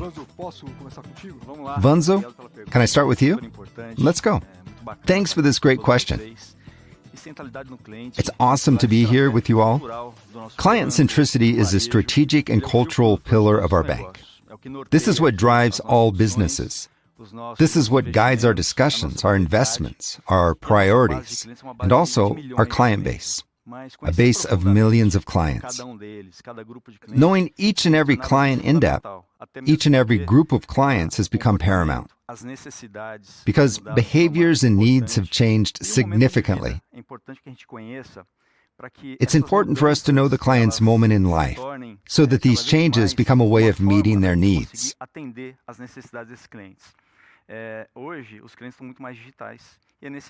Today, clients are much more digital-minded, and we need to understand this new context and provide them with full services. On the subject of projects and understanding these complex needs, since 2020, we've been striving to think about and organize our strategy to serve clients in the best way possible. We've already talked about our big project centered on transformation, Varejo. Varejo focused on addressing satisfaction, our client experience, and how we related to them.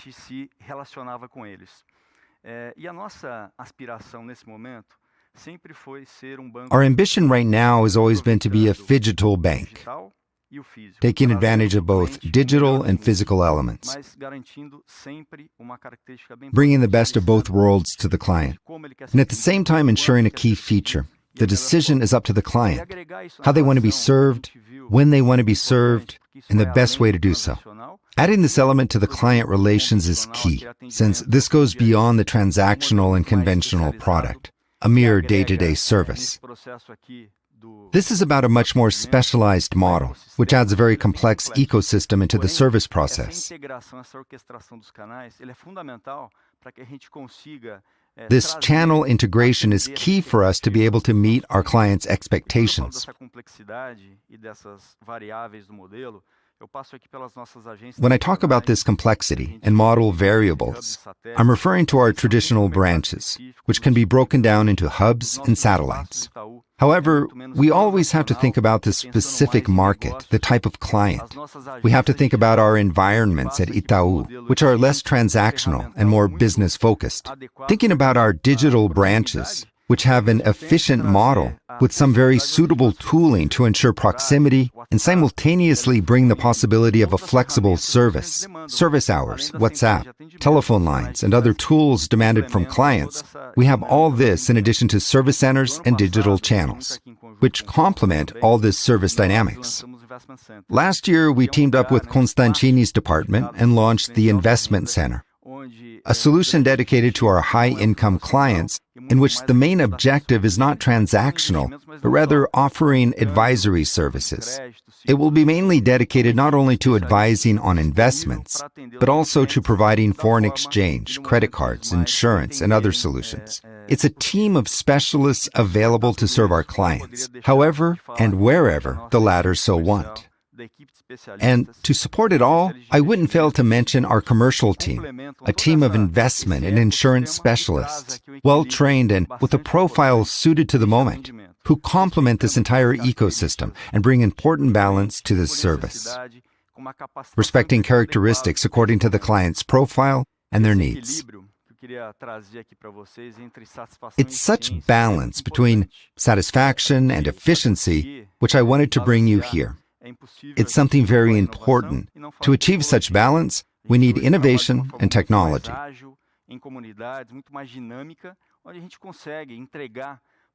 We currently operate in a much more agile and dynamic way as a community, where we are able to constantly deliver value to our clients.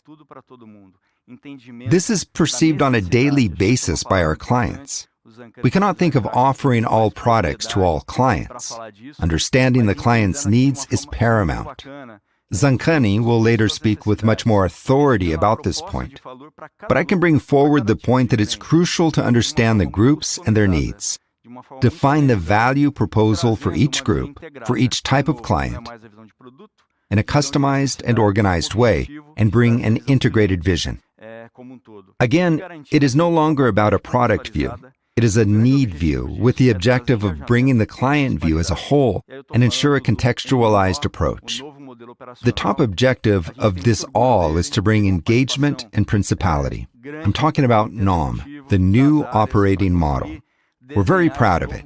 Both the executive committee and the departments contributed greatly, so we were able to design this new model. In the end, what we need to bring to our clients is easy-to-use solutions and outstanding experiences. Zancani will now bring other elements that can complement this entire dynamic I've been talking about so far. Awesome, Vanzo. Awesome, Vanzo. How proud we are to listen to this whole journey we've pursued over the last years. Talking about both the past and the future, it's worth reinforcing one of the issues Vanzo has commented on and that we've discussed in several of our meetings. It's how product departments have been organized over the last few years with a change to the communities model. I understand that one of the great advances we've had was to break down functional silos. We were organized into general departments such as products, technology, marketing. However, the community model focuses on bringing client centricity to our main objective.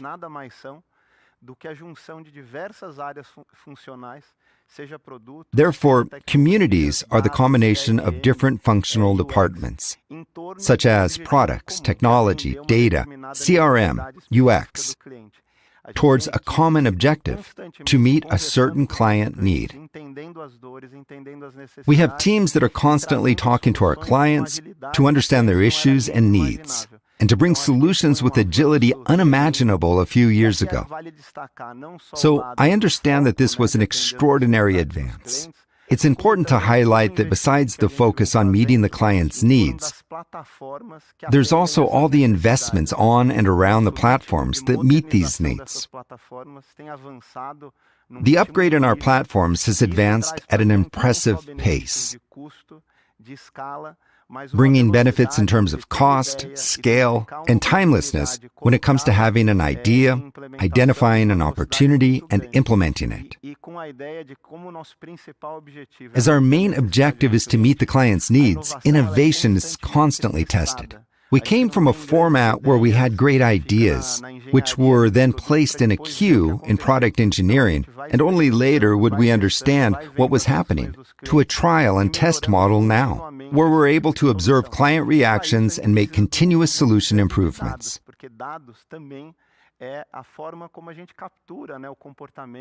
To this end, we need to capture data on client behavior and needs to improve day-to-day solutions. Now, talking about the future and highlighting another issue that Vanzo has commented on, we have this new operating model, which is our new form of organization, from the executive committee to the different business areas.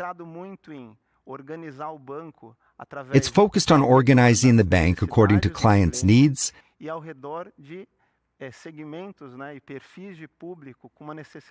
and around segments and public profiles with specific needs. This breaks down another type of barrier, which was the existence of different business areas. The bank has been operating for a long time on different fronts in business, called monoliner businesses, such as our card unit with Itaú Card and Itaú Cred in the vehicle business line. Even though this business format has always been a powerhouse for Itaú, many of these areas and businesses had a purpose of their own within their own business.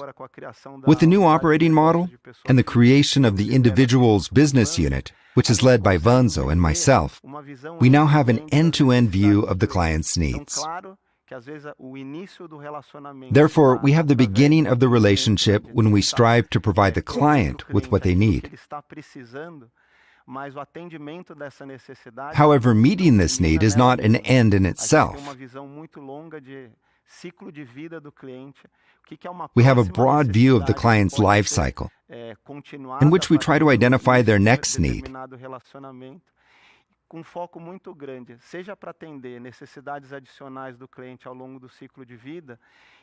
Which may be something else they need, or achieve increasing engagement. Zancani, if you allow me, it would be very interesting to hear about how this story evolved, and the previous way of doing business in what seems the distant past. It's very hard to think about going back to that business model. The new way is an evolution, but one that's happening at such a fast pace that it clearly seems that the previous model will become obsolete very quickly. Because client centricity is undoubtedly a connecting thread of our decision-making. I believe that, just as you commented on the increase of our NPS, wealth management services were not an exception. Our overall NPS in investments increased by 18 points in just 2 years. And I get the impression that, echoing what you said, and I'm sure Marina will tell us that as well, this connecting thread is the main reason for this increase. Because we have been genuinely concerned in addressing and acting on issues that really matter to our clients. So, we can use any example to this regard. And I'm thinking here about the incentives model for the Eon experts. An Eon expert is an investment advisor. They don't earn more if they sell a product that yields higher for the bank. And they don't earn more if they capture another high-margin product. They earn more when the client earns more, because at that moment of the transaction, there is nothing more important to the client than that. I believe that the digital experience that we've built in the Super App, or the Eon, which are the two digital investment experiences, is based on the same thing, which is to identify pain points that are important to the client, eliminate those pains, and anticipate needs by offering what the client might require. The development of our broker, which has been doubling in size every year, as it doubled last year, and is doubling again this year, is due to anticipating the necessities of clients and offering what the client needs.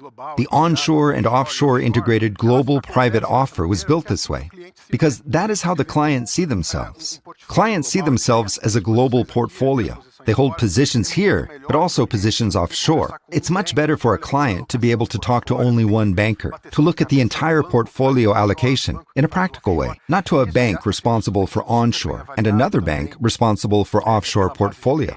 This, by the way, has also been very well rated by our client base. It's not just in the way of serving clients or in the way of offering the service. The very definition of departments, the design of the departments follows this logic. Think of Itaú Asset, for example. It's the largest private asset manager in Brazil, comfortably in a leadership position with 1 trillion Brazilian reals in assets under management. And it could have just stayed there in its leadership position.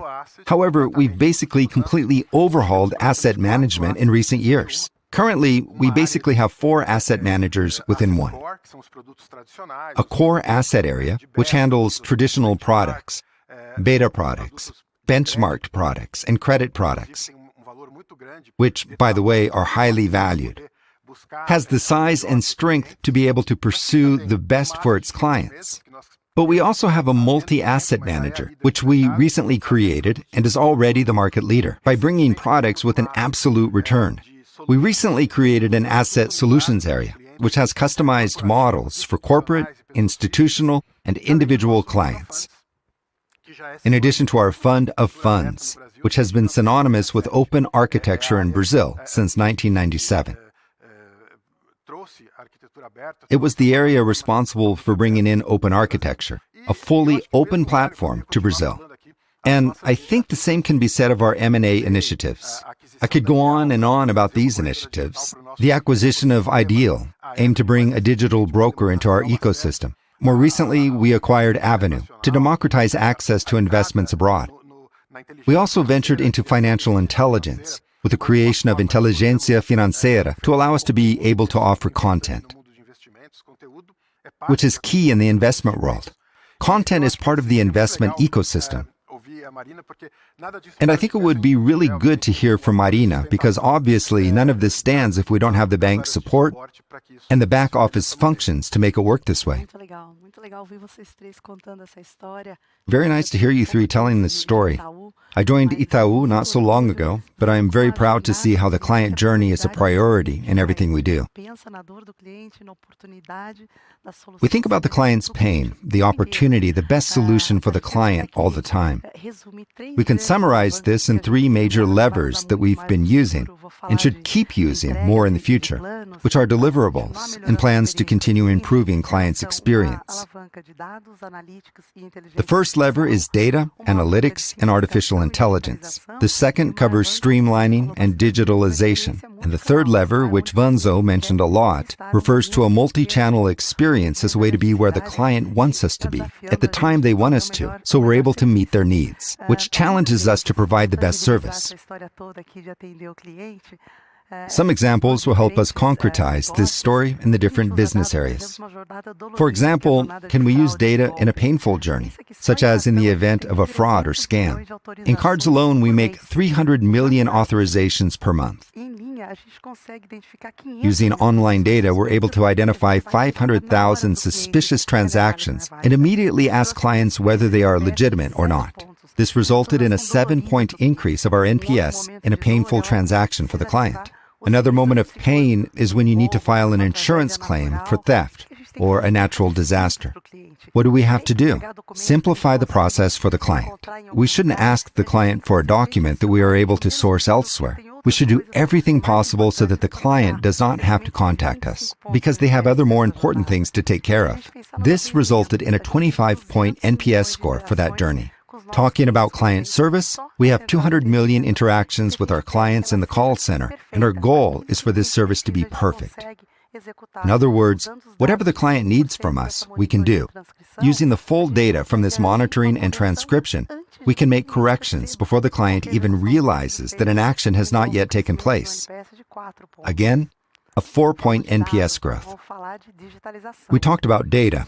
Now let's talk about digitization. The 3 of us here shared examples of the focus we have on using cutting-edge technology. Let's talk about our client's dream of owning a car. What happens currently? 70% of auto loan transactions are completed in 1 minute. Imagine that. We can read all those data distributed all around in a seamless way for the client.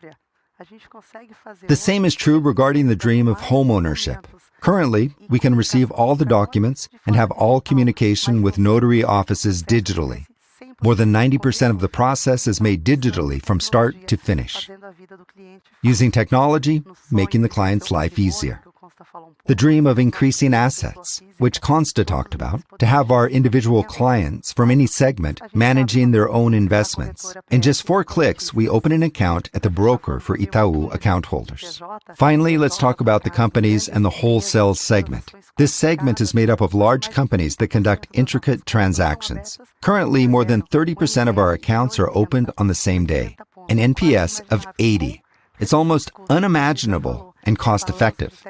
As we've mentioned earlier, it is the balance between technology and efficiency that will allow us to continue investing in the phygital experience. That is, a solution available in any channel the client wishes to communicate with us, whether in the brick-and-mortar branch, a digital branch, on social media, on WhatsApp, on the internet, or on the phone, via partners, whatever it is. Our future is to continue using more and more real-time data for instant, smart transactions, while delivering what the client wants.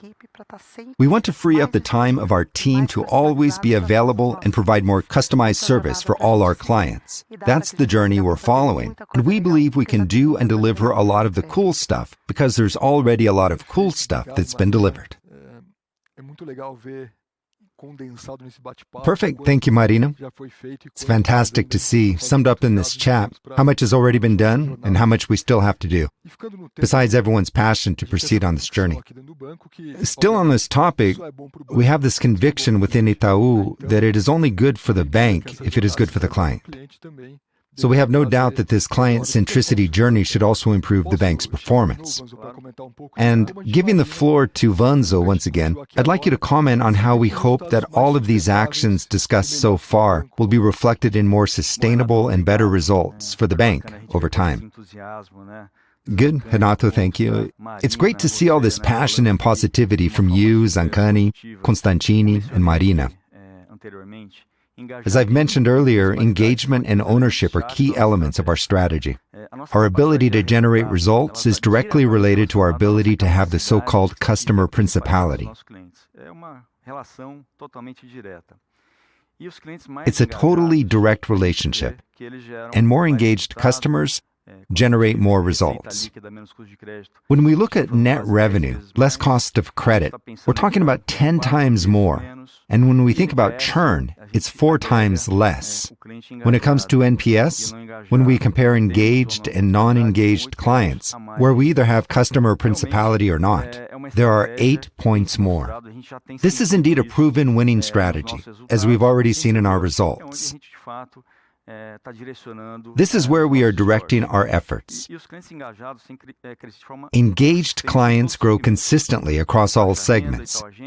Low-income clients, Itaú branches, Uniclass, middle-income, Personnalité, and credit card clients. We see engaged levels growing across all segments. The focus is on improving this relationship, not only through new clients, but also by taking advantage of all the knowledge we've already had from the existing client base. So many clients have a partial relationship, a small relationship with the bank. Our idea is that through enhanced knowledge, data, and information, we'll be able to achieve improved results, delivering value to our clients. I'll give you an example about Itaú Personnalité. Early this year, we launched the new Personnalité, which is our high-income segment. We teamed up with the departments led by Zancani, Constantini, and Marina, and had many discussions. With every change we make, we try to listen to our clients beforehand. This is non-negotiable. Being able to identify the issue, the opportunity, the need. We've done so in 3 key topics. The first one is the service model. A high-income client has a need for investments, for knowledge, for support. The second topic concerns our client view solutions. That is, solutions no longer from the specific product view, but rather trying to serve the client in a more organized way. And the third one is the focus, always looking for experience and need. This set of things. We've had responses to a number of these elements here. However, we saw that opportunities abound for investments, insurance, and credit cards, with needs that we can somehow meet. It's through the new model that we've organized the entire Personnalité ecosystem to ensure this service is provided. We've already seen in the last periods under analysis a growth of 11 points in NPS of Personnalité. We've already started our review of the middle-income client segment. This is a larger, more heterogeneous group of clients, but which also poses great opportunities. It has great potential, both here at the bank and in the market. And we are greatly striving to bring a model as efficient and powerful as the one for the high-income segment.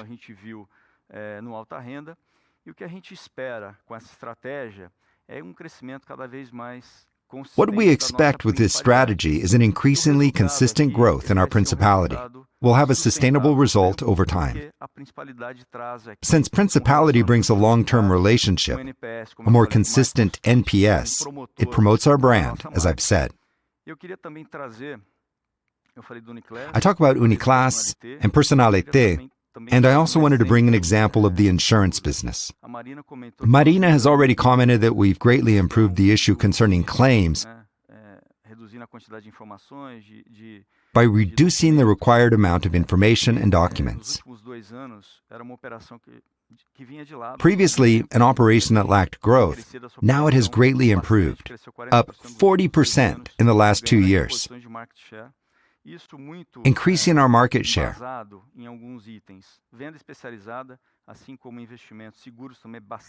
This result was driven by some factors. Specialized sales, for example. Like in investments, this is a very significant factor for the insurance business. Some products are simple, others are complex, and need to be better explained to our clients. Modular products and digital channels have recorded very strong growth as well. 60% growth in digital channels. Look at the point of attention brought by Marina, which shows our concern for clients.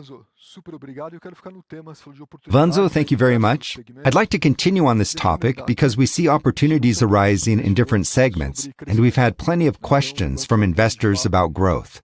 The bank already has a significant share in almost all sectors it operates in. So the question always arises, what else has to be done? What are the opportunities? In what segments can we grow? I'd like to bring this question to you, Zancani. Looking at needs and products, where do you see great opportunities and growth paths that the bank may have, especially in the individual segment?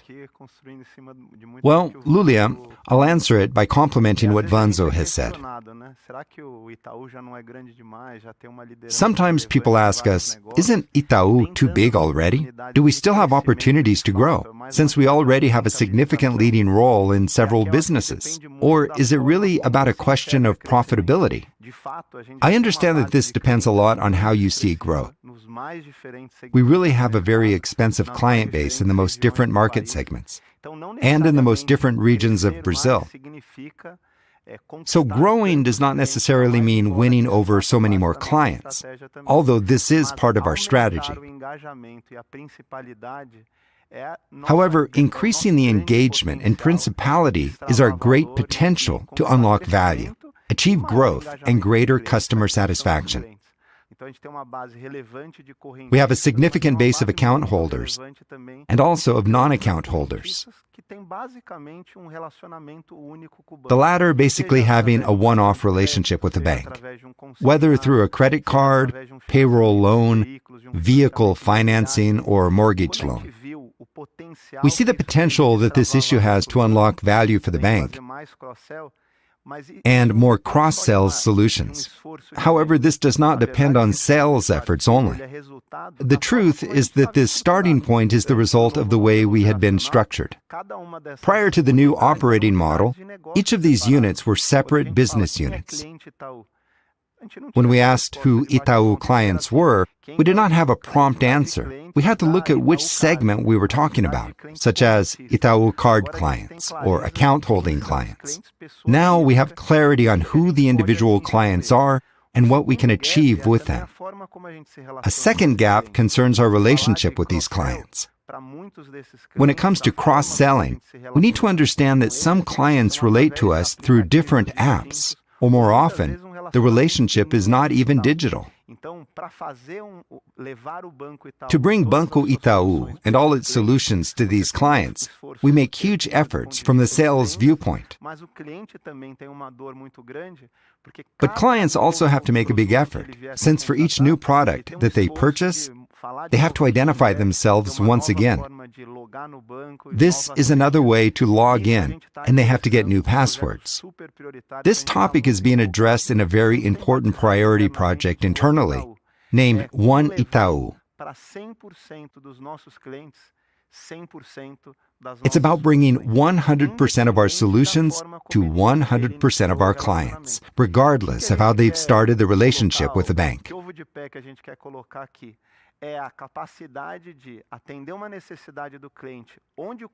This project aims at meeting the client's needs, wherever they are and right at that moment in time. It means that from the moment we win over the client, we enable them to have an Itaú full of advantages at their disposal easily and at a click. It also means that, even if we must have more than just one app, all solutions will be available in all the apps with an easy login, so clients don't need to do the entire introduction again. The second element, which I believe has great potential for growth, is the concept of looking not at the product, but rather at the need.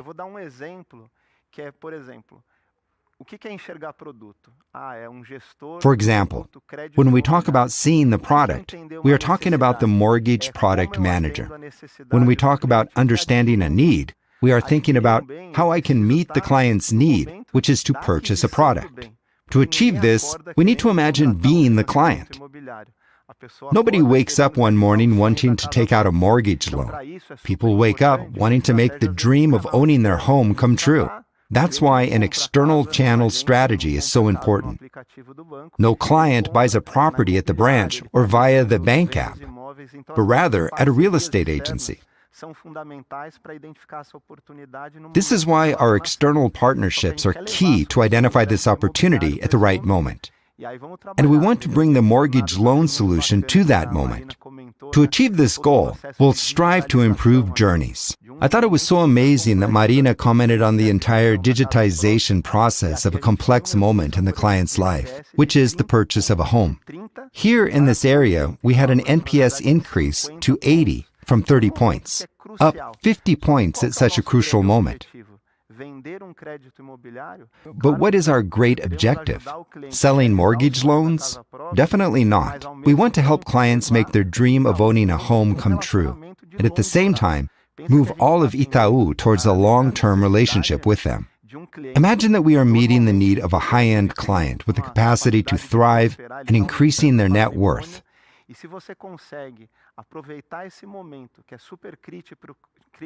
If we manage to take advantage of this moment, which is so crucial for this client, and be able to offer them an investment solution, a differentiated payment method or credit solution, this will open the door to a result that goes beyond the product itself. I'll give you a piece of data. For every mortgage loan we sell, 1/3 of the incremental result from this sale comes from the product. 2/3 of the incremental result comes from the engagement this high-potential, thriving client is bringing. That is, the client brings twice as much result through the reduction of churn, increased engagement, and increased sales of other products. This is just one example. In talking about the purchase chain of a product, we can think about how we facilitate the client's use of their FGTS, the government severance pay fund, and how we offer residential insurance solutions in a 100% digital way. We offer a full package to sort out the client's needs, regardless of whether these needs are about mortgage loans or insurance or with other types of solutions. Makes perfect sense. I'll continue on this topic, but now with Constantini. Investments are also very important for our clients. And this is an area that has undergone incredible transformations in recent years. You already commented a little in your first answer, but I'd like to know what stage of this transformation we are at, and what are the opportunities you see with Eon and with our brokerage. So, tell us a little more about investments. Nice question, and I'm pleased to speak after Zancani, because I agree totally. Investing is a necessity. And no one leaves home to buy a certificate of deposit or to buy a fund. You leave home to multiply your assets. You leave home to monetize your assets. And this is how we see it at Wealth Management Services. I wanted to talk about 3 points that I consider crucial, that have guided our strategy so far and will continue to guide our decision-making. First, we see a lot of value in the integrated investment system, and we will continue to work this way. What is an integrated investment system? It's a system that has distribution, offering, and experience, including digital experience and content, which, as I've said earlier, in the case of investments, is part of the decision-making process, so that the client who has that need consumes content to make his decision.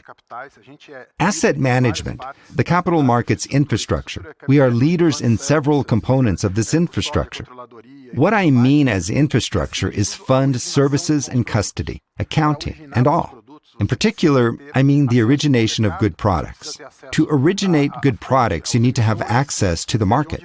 You need to have access to the source, to issuers, where the good products come from, so you can make this flywheel and bring the best products, distribute the best products, manage the best products, and so on. But the second equally important point is, how do you integrate it with the full bank? It goes very much in line with some things that Zancani said today, and Vanzo spoke about a little earlier.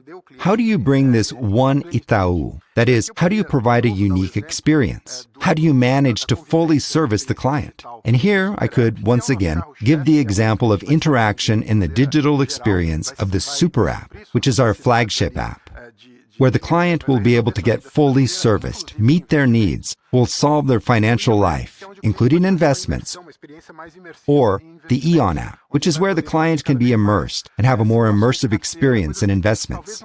This is where the client will be able to do more and more portfolio simulations, things that are maybe not a necessity for several clients, but are in need of some investor clients who want to have this immersive experience. This interaction has a parallel in human interaction, in the very successful matching, for example, that we've experienced among the Personalité relationship managers and the investment specialists at Eon. Again, you bring all the specialization. You also bring all the relationship and knowledge of the client, which the relationship manager can bring.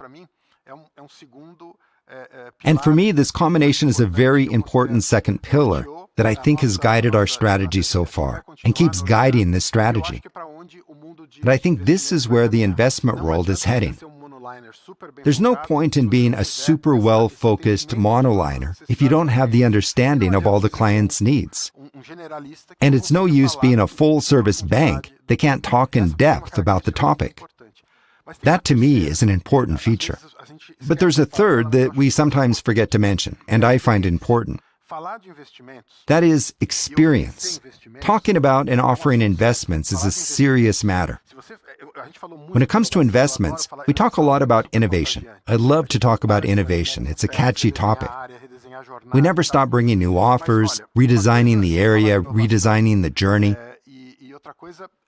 But it's one thing to talk about innovation, and another thing to talk about innovation with an experience that allows you to bring it with a lot of responsibility. I think it makes the difference to be part of wealth management services in Itaú Unibanco, an institution that is about to turn 100 years old, an asset manager that is over 60 years old, a private manager that is over 30 years old, an international private bank that is over 16 years old. We've just celebrated this year 50 years in custody services, which is a service, again, talking about infrastructure that we provide to the capital market issuers. Wealth management services will continue to grow. I believe we are faced with a challenge here. We currently have 30% market share in private banking. In the high income segment, we have approximately 20% of assets under custody. But we have gained a lot of revenue share. Why? Because we have an increasingly complete offer. So our revenue share has been growing rapidly as we bring more products, more investment offers to our clients. I believe there's a lot of growth yet to happen in investments, and I think we have an important stage of consolidation ahead of us.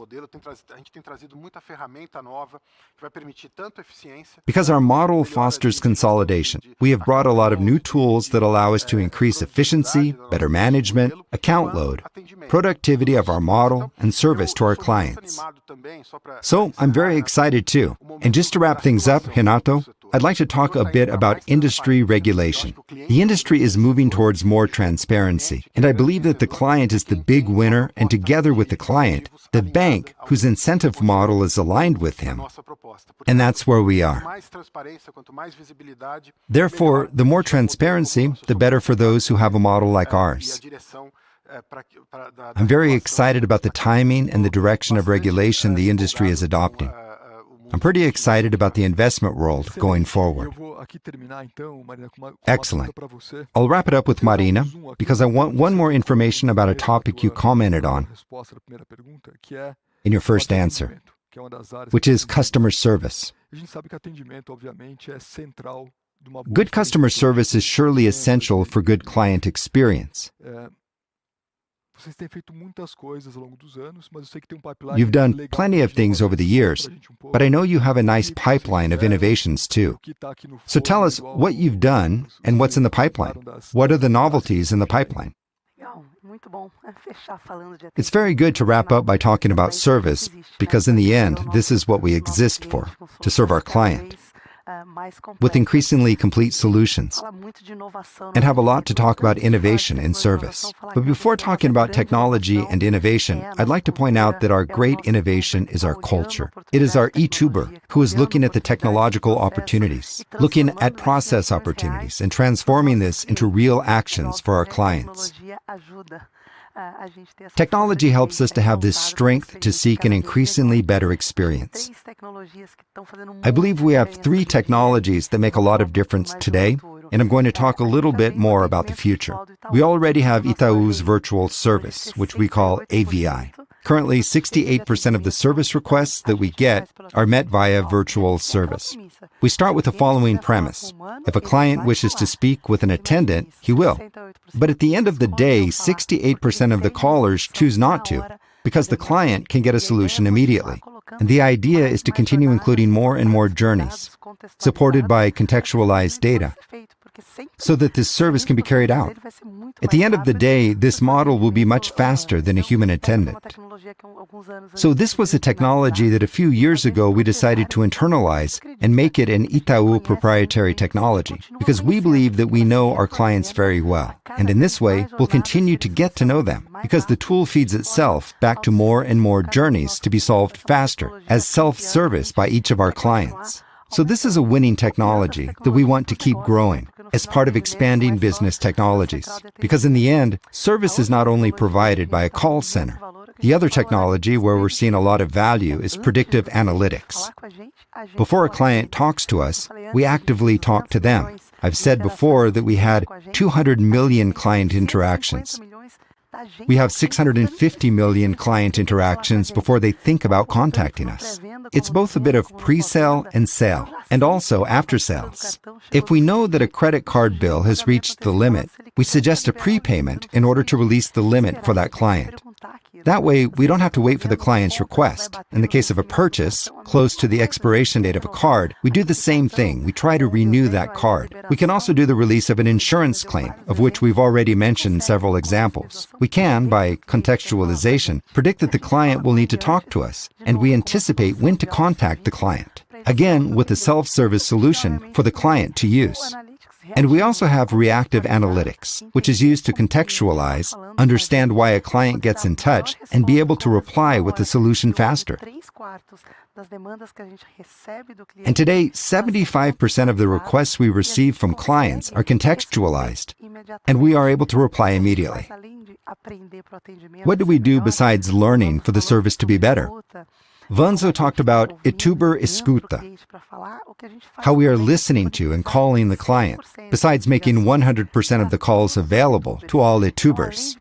So in addition to being able to contact clients when we think it's necessary, we can listen, as has been emphasized again and again today, and understand our clients together with the product teams and teams from different segments. This creates a learning curve, again, for each ituber, to increasingly know our clients. Obviously, you can't talk about technology and service without talking about cognitive artificial intelligence, which we are also starting to experiment on. So, I leave a spoiler of how this will be in the future, improving our interactions with our clients. I think this is a good way to end our individual session, in addition to anticipating and talking a little about personal businesses.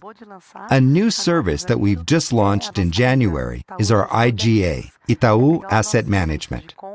This brings together our purchasing, non-financial assets, and asset management services, which we have already carried out for the whole Itaú and offer to our medium and large clients in order to bring efficiency, quality, performance, ethics, and innovation to our clients. In the current macroeconomic environment, what client would not want to be able to count on the scale and knowledge that we offer as Itaú? So I think that helps us to move on to the next session, Renato. Thank you for the final line, Marina, and thanks to Vanzo, Constantini, and Zancani for this talk. With that, we wrap up our panel on individuals, but we still have the panel on companies. As we say goodbye and get ready for the next panel, let's see a video featuring Itaú Virtual Card, a practical and safe way to pay online. Thank you all. Eu queria ensinar aquele app de música, sabe? Mas eu tenho medo de colocar no meu cartão. Usa o cartão virtual Itaú. Deixa eu ver. Ele só existe dentro do aplicativo Itaú, então ele é muito mais seguro. E prático. Bonito, né? Lindo. Bom pra pagamentos online que se repetem, tipo esses, de assistir série, filme, essas coisas. Ó, cartão virtual Itaú, né? Assinar pela internet de boa? Isso é muito você. Isso é muito Itaú. Itaú, feito com você.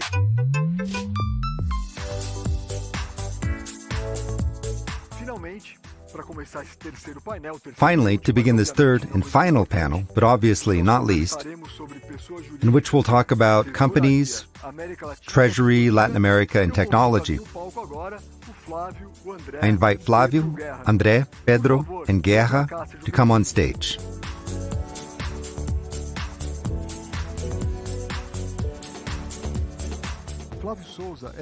Flavio Souza is CEO of Itaú BBA, the wholesale business of Itaú Unibanco. André Rodrigues is responsible for small and medium enterprises. Pedro Lorenzini is head of global markets, treasury, and Latin America operations. And finally, Ricardo Guerra, who leads the entire technology area of the bank. Welcome again. Thank you, Guerra, Flavio, André, and Pedro. Let's start the last Itaú Day panel. Last but not least, surely. In this panel, we'll focus on some of the bank's other business: technology, treasury, Itaú BBA, and small and middle market companies, which are, to a certain extent, less known to the bank's general audience, who see the bank's street branches or have more contact with the individual's bank.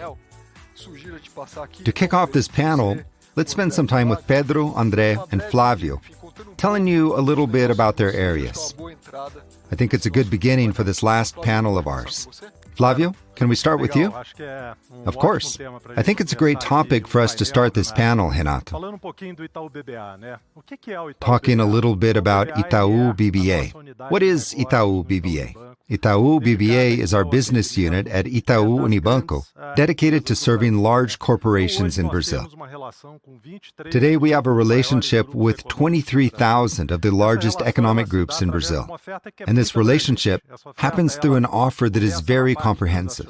This offer starts in the transactional component, in cash management, a whole menu of credit products, going through all the derivatives, foreign exchange, and reaching the most strategic transactions,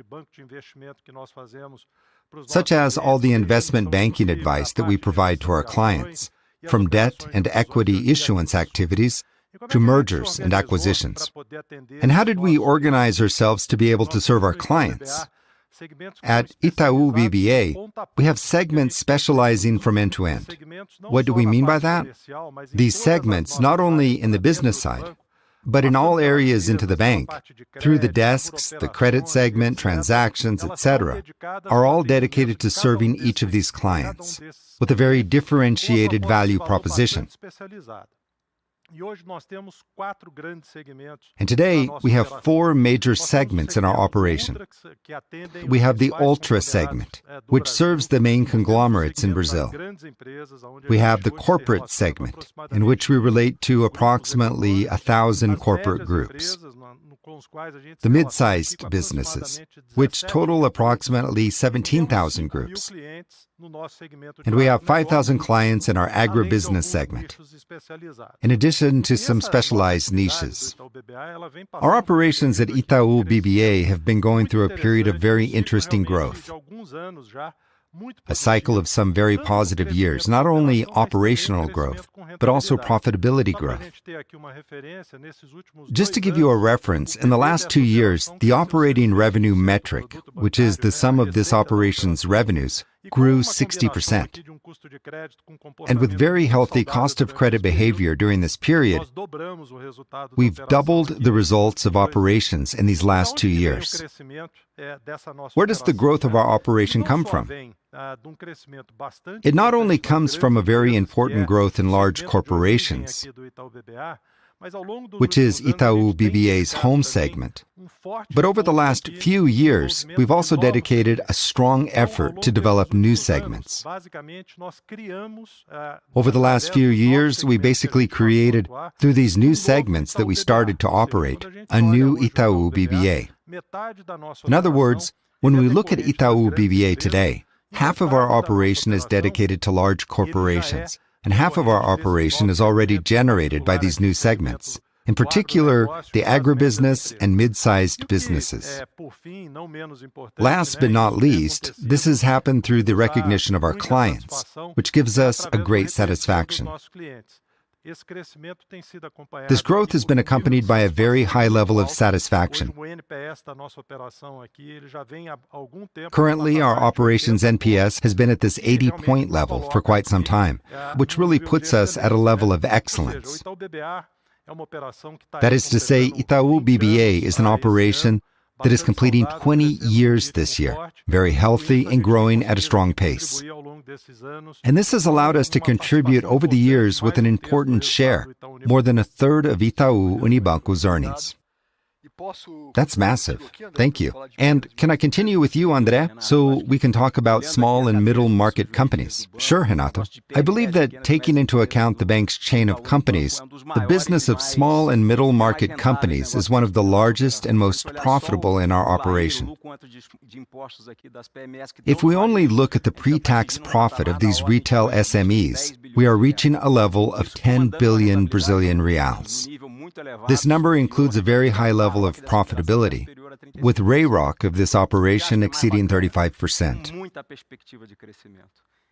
And we have plenty of growth prospects.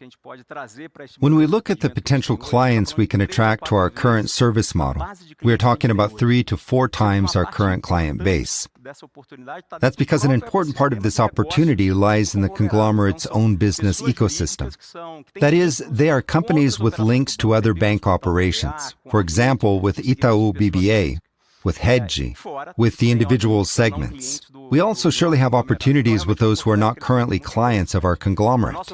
This is really a very interesting growth opportunity. Our operation already has some well-established competitive advantages, which translates into the NPS and robust credit management.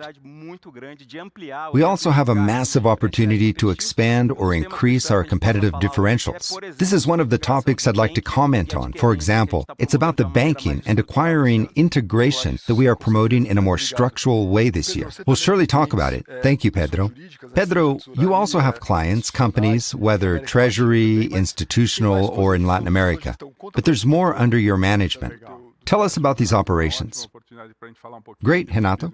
This is a great opportunity to talk about business we have in Latin America and the world of global markets and treasury. Starting with Latin America, as you know, we have universal banks spread across countries, mainly Argentina, Uruguay, Paraguay, Chile, and Colombia. We have made significant strategic investments in modernizing processes to digitize our client experience. This occurs mainly through the use of agile communities. We've done this work in all countries. As we improve our solutions and processes, we achieve much more product synergy. This generates better solutions and much faster and more thorough responses for our clients. This is crucial for us to win over more clients and increase our market share of existing clients.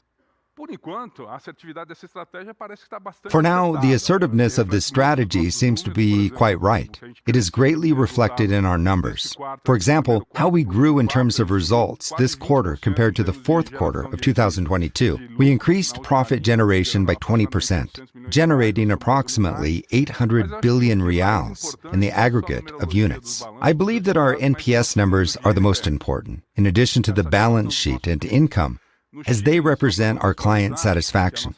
In Chile, our largest operation outside Brazil, we jumped to the first place NPS-wise, from 10th in 2018 in nearly all categories, in all NPS metrics we track in Chile.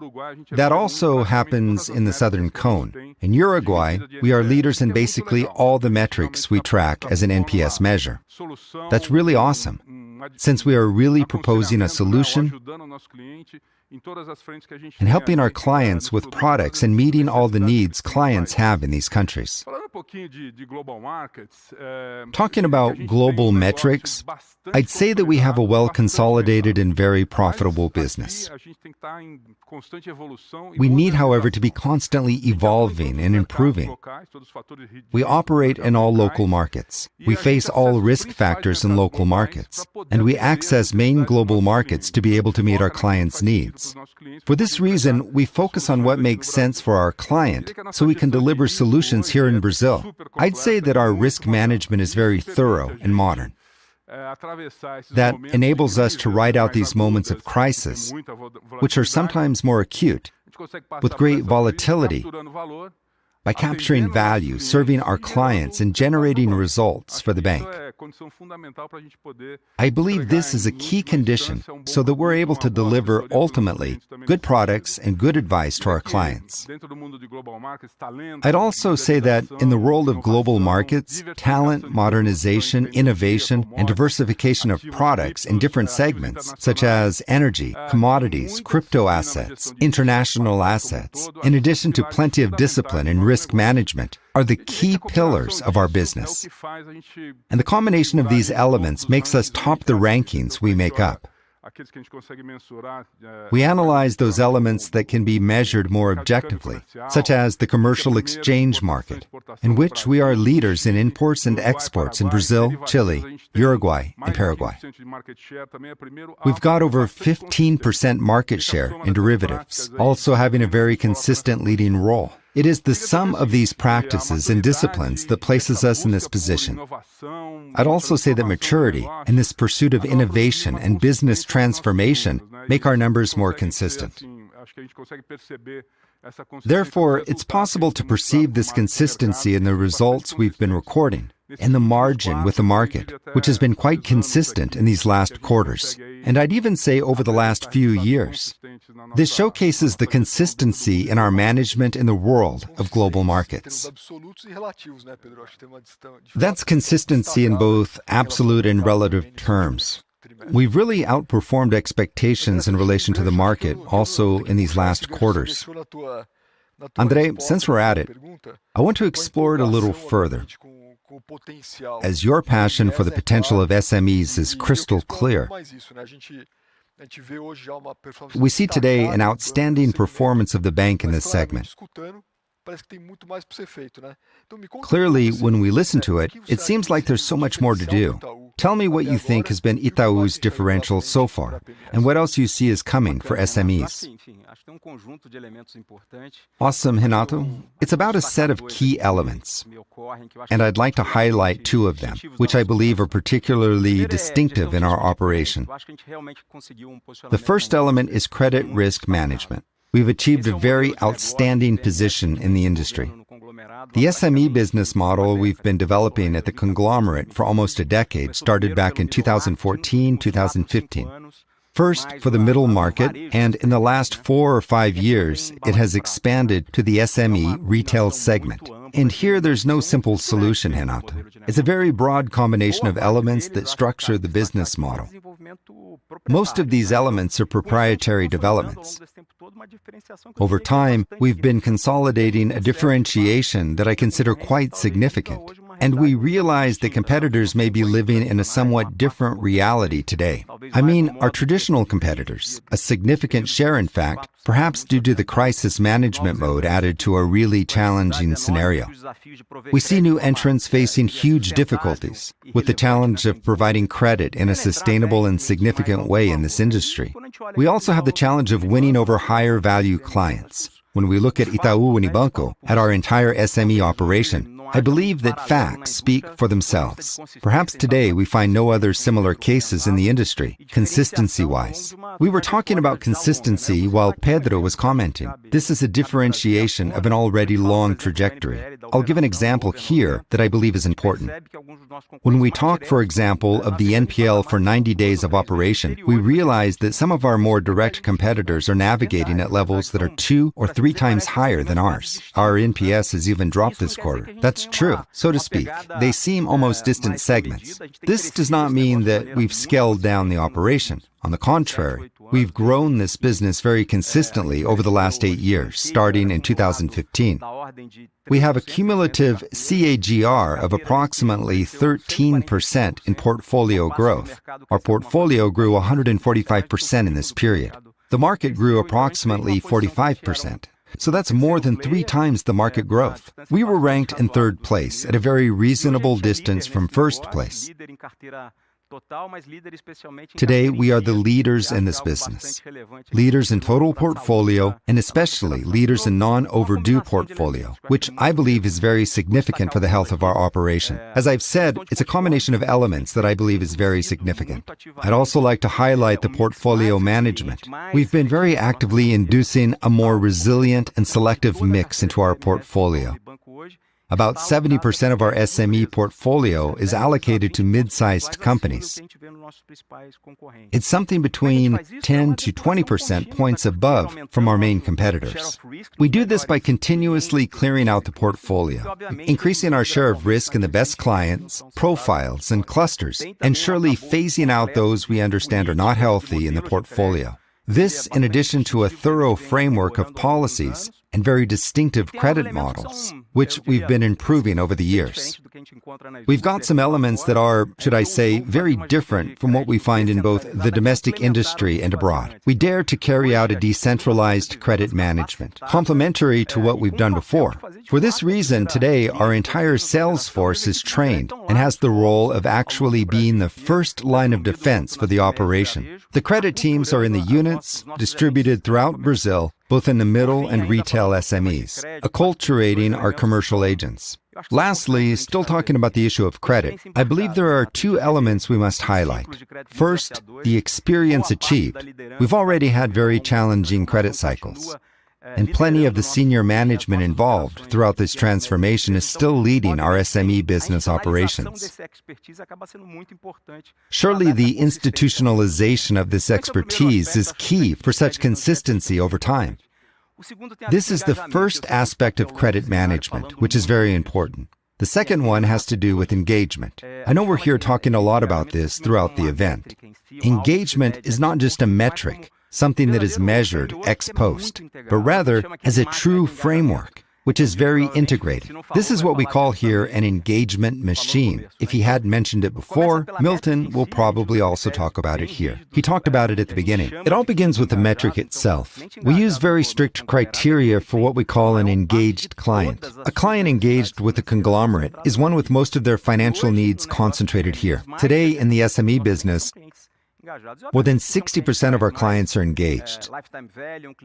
These are clients that bring more lifetime value, which reduces churn. This is a massive point. The metric itself is quite robust. The second point is related to structural investment, isn't it, Guerra? We've been upgrading our data platforms. Today, we have a best-in-class CRM platform in our business, a continuous evolution towards modernization.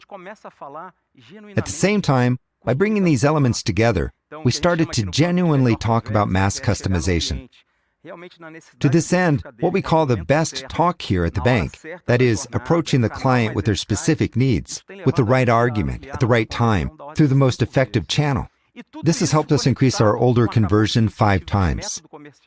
All of this is connected with a framework of incentives and commercial method, in which the engagement instrumentally directs our entire sales force. Again, not an ex-post metric. It's a whole structure, the kind of operation we've built and ensured that currently our entire sales force, our entire operation, including digital channels, is being guided somewhat by a smooth coordination of the engagement machine, which is about the client, talks, and channels. Therefore, Renato, with that, we are experiencing unprecedented levels of productivity in the organization. Guerra, I'm going to ask you to take a step back. You saw that all the panels, all the discussions we've had at the bank since Milton kicked off the event, and in all talks, that the topic of technology was ever present. So this is about culture and technology, which go hand in hand, and pervades everything we do here at the bank.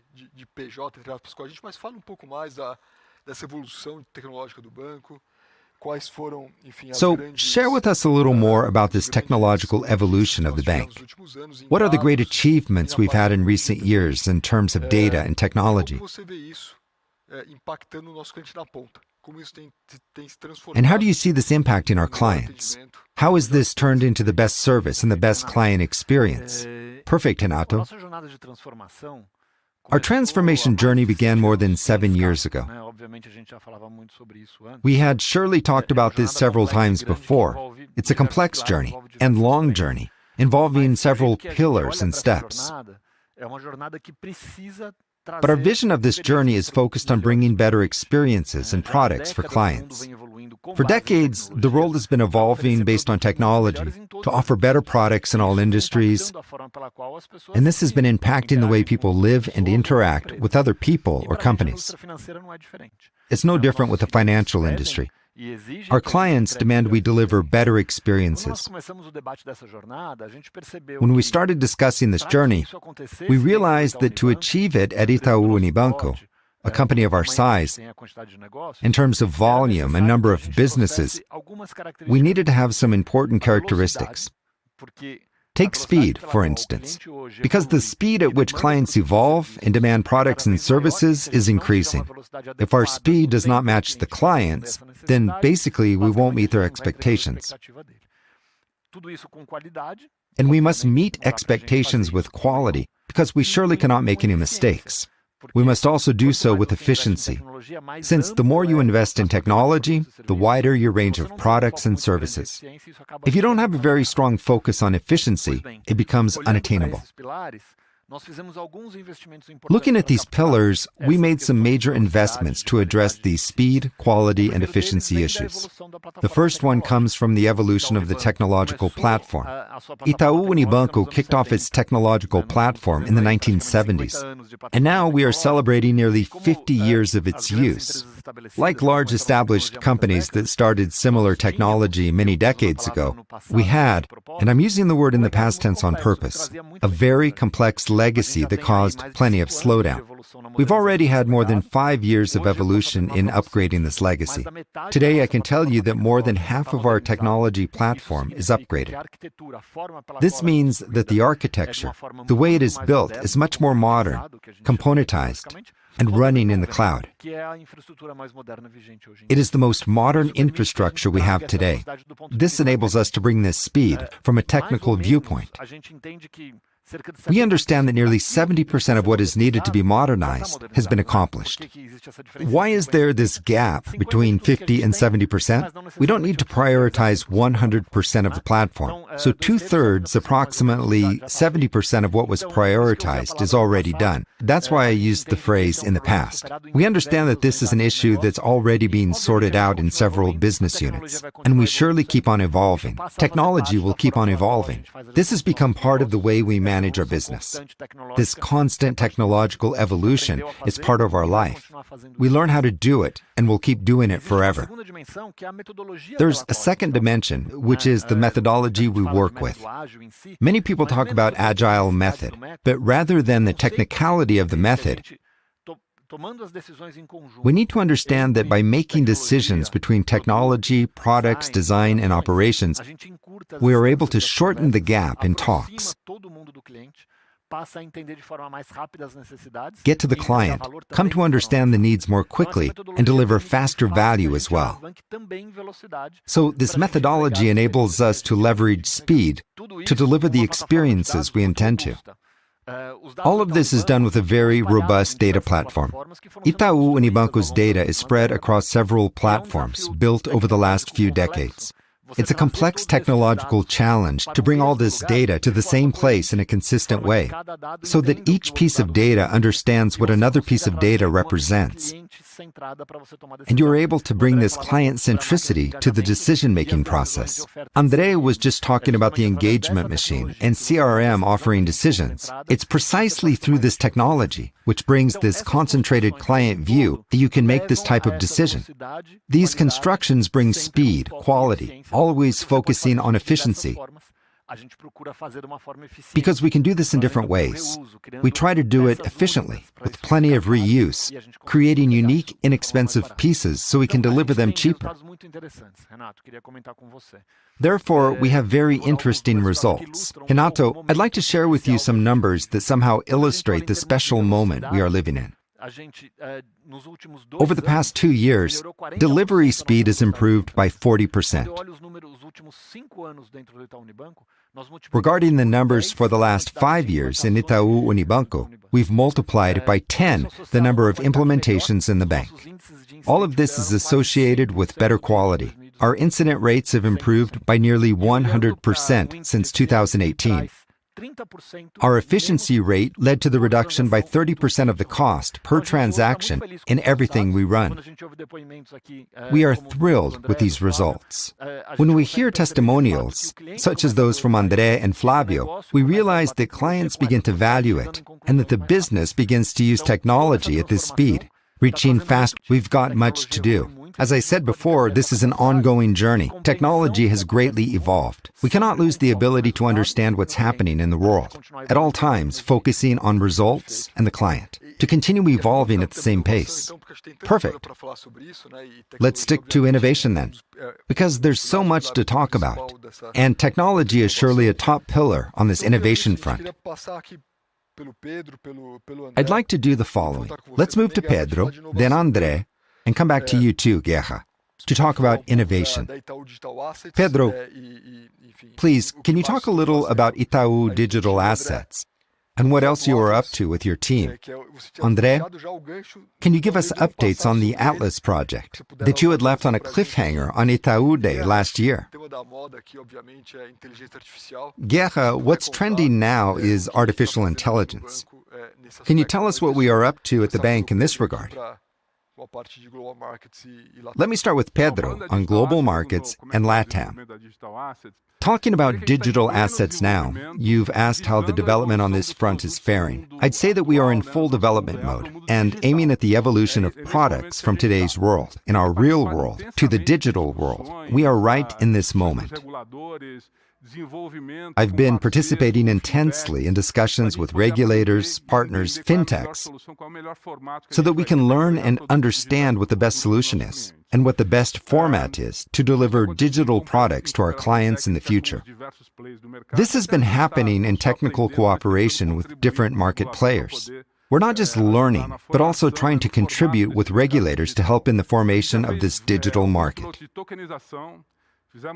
We've carried out some tokenization pilots, carried out some product tests with our fintech partners, develop custody and trading solutions, always with consistency, with the Itaú brand and care, which for us is essential for a very high quality and safe product for our clients. Soon, we should have an integrated offer for such a solution that meets the demand of our client. Therefore, we're getting ready for the upcoming digital market. Why is this so important? Because then we can have a broader, more flexible and safer infrastructure, integrating traditional and digital markets, which is what we expect to take place at some point, not too distant in the future. This is where we are today with our digital assets. A topic for Itaú Day 2024 then. André, would you please tell us something about Atlas? Of course, Renato, it's worth remembering a little bit about the moment I mentioned last year. What was Atlas's starting point? When we look at the market in general, we do not identify an operation that is fully digital, with relevance and scale aimed at the SME market. That's when we started to think, if this alternative does not exist, if it can be complementary, as we perceived a significant number of clients in our portfolio already with such a profile, which may be compatible with this type of offer, then we will try to develop this solution ourselves. At that moment, we started the Atlas project.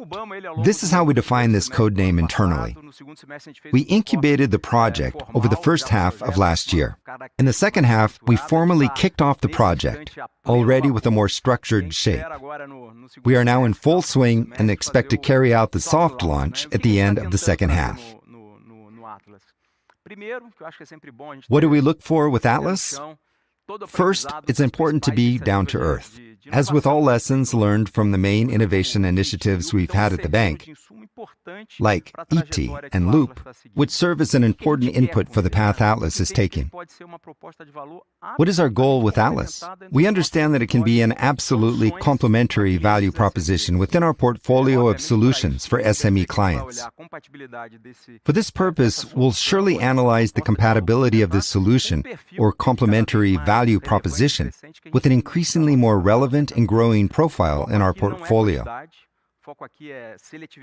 Focus is not about quantity. Focus is about selectivity, engagement, as we've got in the remainder of the operation. What we want at the end of the day, Renato, is to deliver an absolutely simple value offer with a very competitive cost of service.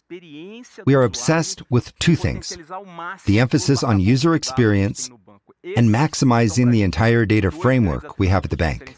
We think these are the two great differentiating features. We have interesting aspects in management. We have one management that is independent from the other.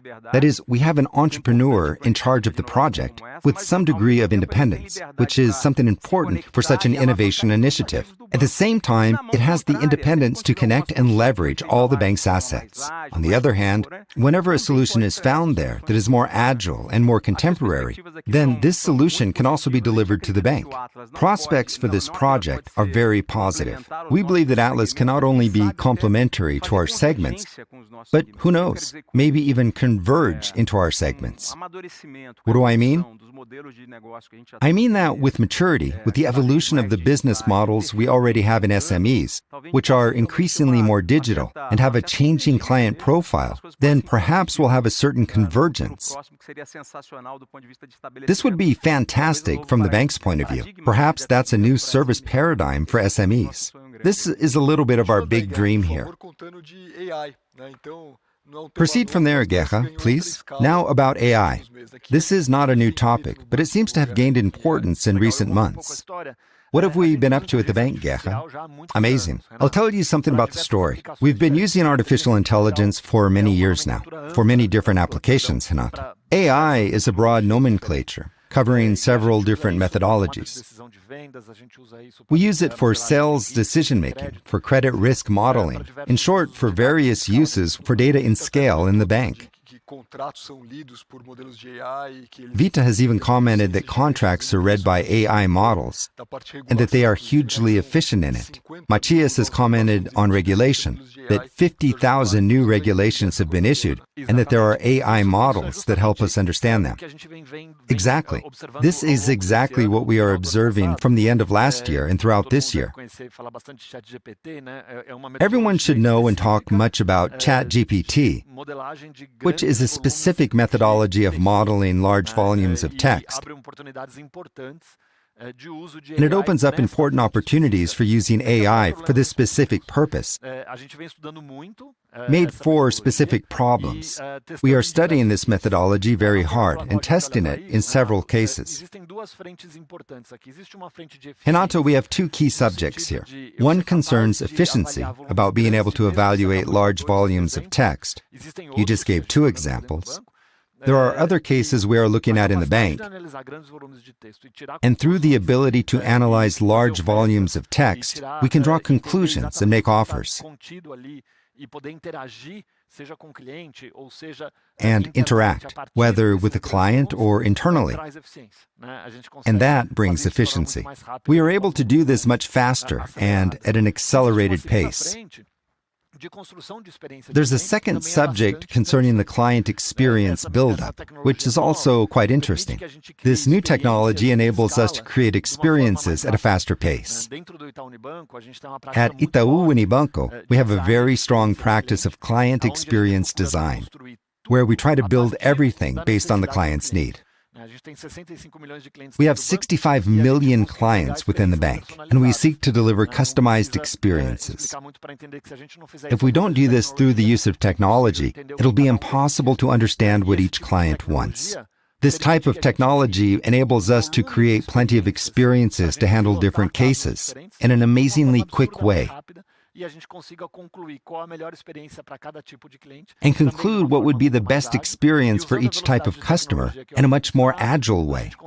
By using the speed of technology I've mentioned, we were able to create amazing experiences. That's how things connect. AI is indeed essential. It is key for us to be able to deliver what each client really needs.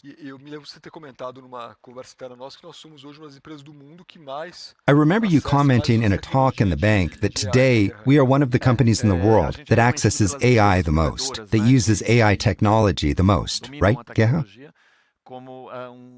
We are recognized by lead technology providers that master technology as an early adopter, as a company that is actually using AI on a large scale, adopting it faster in the world, both in terms of efficiency and in terms of producing our own technology. Perfect. I'd like to stick to the topic of innovation, but from a slightly different angle now. Since we tend to think of innovation in technology, technology is surely about innovation, but innovation is also about thinking differently about the business model, about thinking about different segments. And since we're at it, I'd like to look at both sides with Flavio and André. So on Itaú BBA side, we brought a massive innovation in the coverage of two niches. For example, the agribusiness niche, which you mentioned briefly, and the tech one. It's up to you now, André. Please talk about this powerful combination of SMEs and acquirers. I start with you, Flavio. So I'm going to talk a little about the agribusiness segment. It's hard to say just a few words about agribusiness, since the importance it has assumed over time. Just remember that a few days ago, the GDP of the first quarter was released, and the agribusiness sector had grown 20% on top of an already relevant base. And in fact, what we've come to realize over time is that the very success of agribusiness has created a limiting factor. Because much of the funding used to finance the expansion of agribusiness in Brazil has always been heavily dependent on the so-called harvest plan, Plano Safra. And as agribusiness activity grew, what we've realized is that the volume of the harvest plan funds, even after their adjustment, was covering an increasingly smaller portion of the agribusiness funding needs. So in 2019, we conducted a very specific study on this industry to be able to find out, in light of this opportunity, what the best position would be in terms of the value proposition that we should put forward to the segment. We concluded that we had to make a value proposition. In fact, a full, very specialized value proposition. And this value proposition rests on a few key elements. First, a dedicated, specialized team.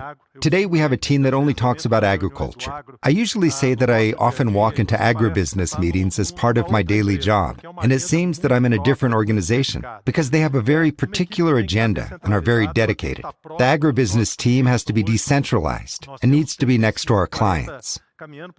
Today, we have 35, going on 40 agribusiness platforms spread out by the so-called Brasil Agro, where we are effectively closer to our clients, with a shelf of products that is fully dedicated and suited to this segment.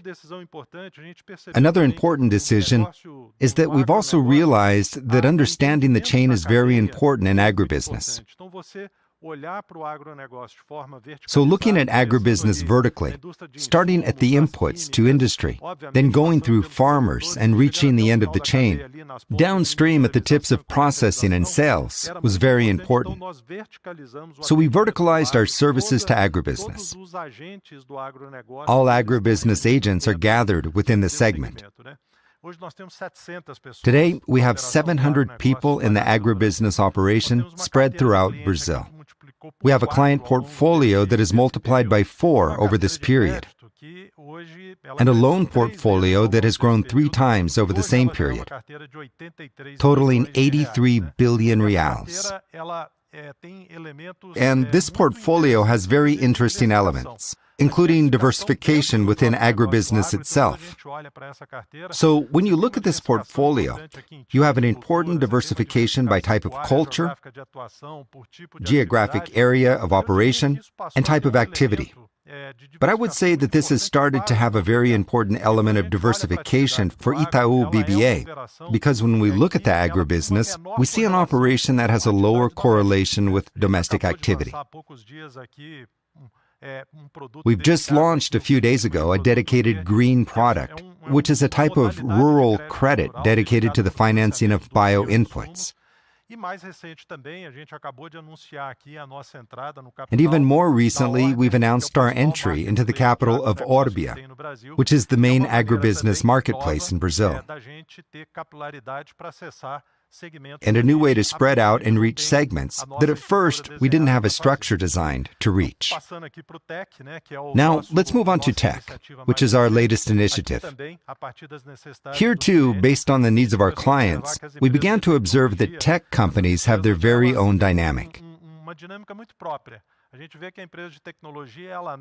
We notice that tech companies start like any company, very small, and have basic needs. But very early in their journey, these companies already begin to have needs that, as a rule, we only see as common for companies from traditional segments at a later stage of growth. Then these companies start talking about capital contribution transactions using offshore funds. We're talking here about a very large operation involving mergers and acquisitions. And these entrepreneurs need to talk to someone. They need a value proposition for companies that are often still in a maturation process. Sometimes even a cash flow formation under construction. You need an entire value proposition. From the way you look at credit to the type of services that you can provide to these clients. It's all quite specialized. This is why we created the tech niche. This niche emerged in 2021, and during this entire period, the operation has also been developing at a fairly strong pace. Today, we already have 1,500 companies served by the niche tech segment, and we already have 100 people dedicated to this operation. Entrepreneurs and tech companies continue to emerge and develop. So we look at our tech niche with a very positive expectation for the coming years. Excellent, Flavio. Thank you. I'll be moving to you now, André. Okay, let's get it done. I'll talk a bit about this integration we are promoting now, the acquiring activities of Hedge with our banking operation. It's true that this process, Renato, started basically 2 or 3 years ago. In fact, it really started there at the wholesale business. It was very successful with the teams that Flavio leads. We want the whole approach to our retail business clients to be effectively integrated, starting at certain moments along this year. To do so, we'll need to move all the elements that are enablers for this operation, which concerns a technological platform. We're talking about the entire pricing data intelligence, which is connected with starting the relationship. Therefore, the approach to new relationships is also involved in this new dynamic, as well as all journeys, products, and services associated with our combined offer of both acquiring and banking. This vision we have for the value proposition should result in an effective integration with the client vision, so we can define what will be offered to our clients. And it should be done in a very transparent and simple way. Then, at the end of the day, what do we want? The answer is to bring something that is perhaps unique to the market. We realize that setting up or providing a solution like this is not a simple challenge. This is clear when we look at our main competitors, whether due to corporate complexity, which surely brings integration and execution challenges, or due to the lack of a product shelf as wide and complete as ours. These competitors even lack the capabilities or expertise to offer banking, so they end up lacking this opportunity. We do have and are moving strongly towards that direction. Now, with all this being done, I believe we are in a very special moment. This is a historic moment for Hedge. This year, we are going to celebrate really historic results. After consecutive years in this industry full of a series of hardships, we are now achieving a leading role in this market. I believe we will see a market share in qualified retail, the segment we chose to operate, with a very distinctive position. Our NPS and customer satisfaction have evolved very positively, and we are at an all-time high. In a way, we are already leading among the best players. I believe all of this to be so important. It's something having to do with consistency, but without relinquishing profitability and focus on selectivity at any time. We are not operating in all markets. We are operating in a very focused way on markets we believe have a competitive advantage. At the end of the day, looking ahead, what we really believe to be the acquiring activities at Itaú will be increasingly perceived and addressed from the prospect of a complete offer for the client, very close to the business units, wholesale and retail business, in a 360 view. I believe that we've closed a very solid cycle and are ready for the next decade of evolution, continuing in the same direction we've headed in the last 10 years. Perfect. It's amazing to see how these different blocks are coming together. The excitement with the SME sector is clear, right, André? Now, the last question at this panel, last question of the day, we'll chat a little bit more with Milton at the end. But for that last question, I won't innovate. But rather, I'll continue with innovation, but with perhaps one of the most important innovations that we must look at today, which is sustainability. Flavio, we have a topic specifically for you, which is the transition to a low-carbon economy. Large companies are surely the ones with the highest emissions, by definition. Our ESG vision is that it's integrated into the core of the business. So tell us, as the digital manager of Itaú BBA, and now as the manager of this front of innovation and migration to a low-carbon economy, how is your journey with our clients? I've said it before that the topic of innovation and specialization is fascinating. This is yet another really exciting topic. I think this topic is not new for us because obviously we've been talking about sustainability at the bank for a long time.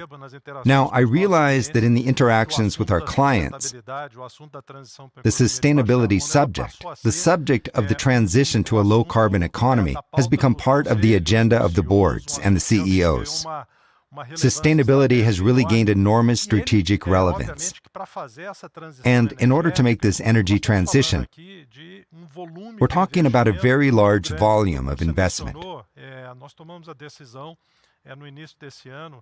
So, as you mentioned, we've made the decision earlier this year as part of our ESG agenda to incorporate the climate finance component into Itaú BBA's activities.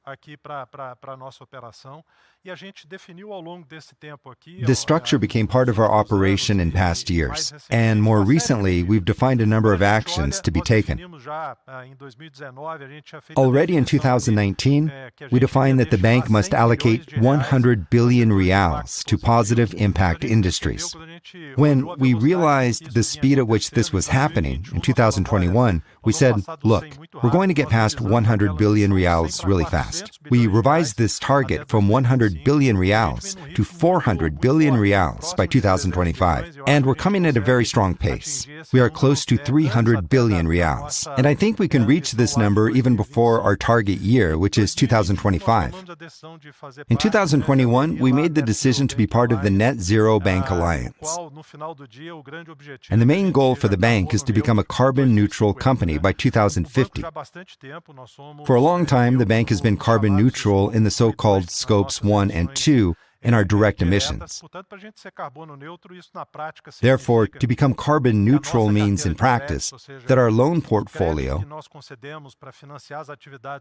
or the loans that we grant to finance the activities of our clients, has to be carbon neutral by 2050.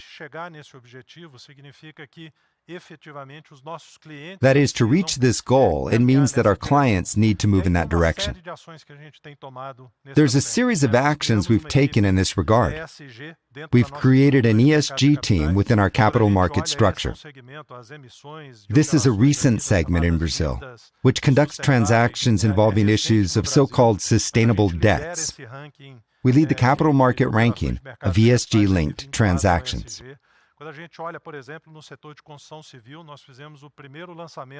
For the construction and real estate industry, we've launched the Green Entrepreneur Plan, in which companies need to follow a series of protocols, and as a result, they have access to more favored conditions.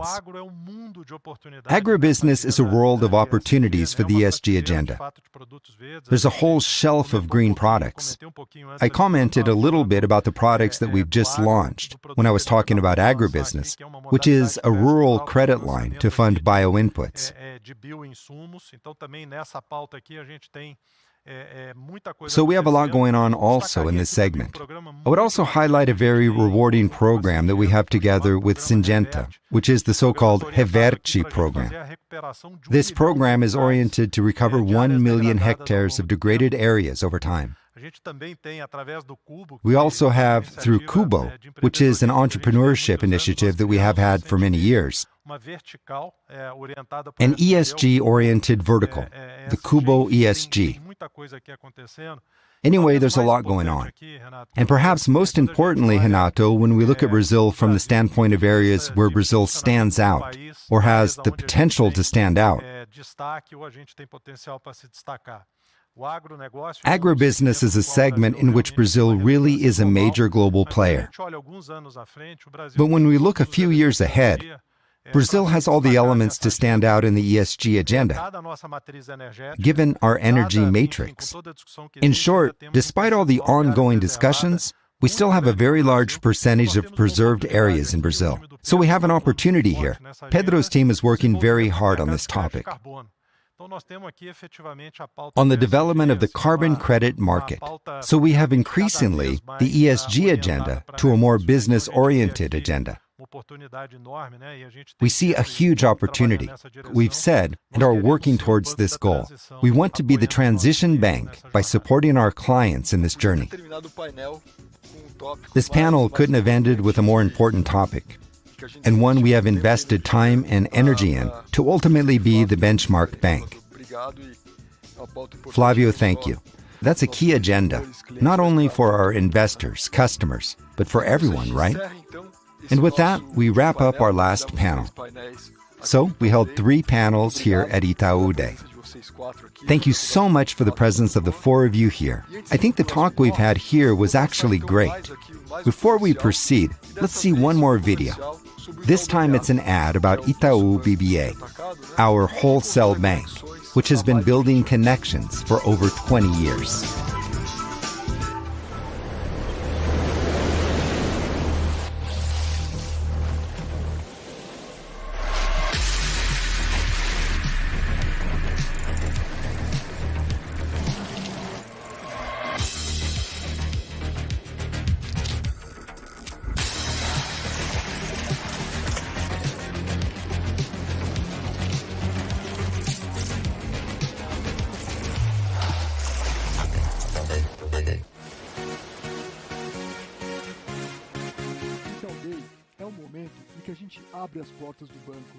The Itaú Day is the time when we open the bank's doors for you. After all, transparency towards clients and also our investors is key for us. That's why it's a great pleasure to receive a very special guest here in our studio. Lucy Souza, Apimec Brazil's CEO, which is the Association of Capital Markets Analysts and Investment Professionals. Lucy, welcome. Tell us why you're participating in this special meeting today. It's my pleasure to be here representing Apimec Brazil.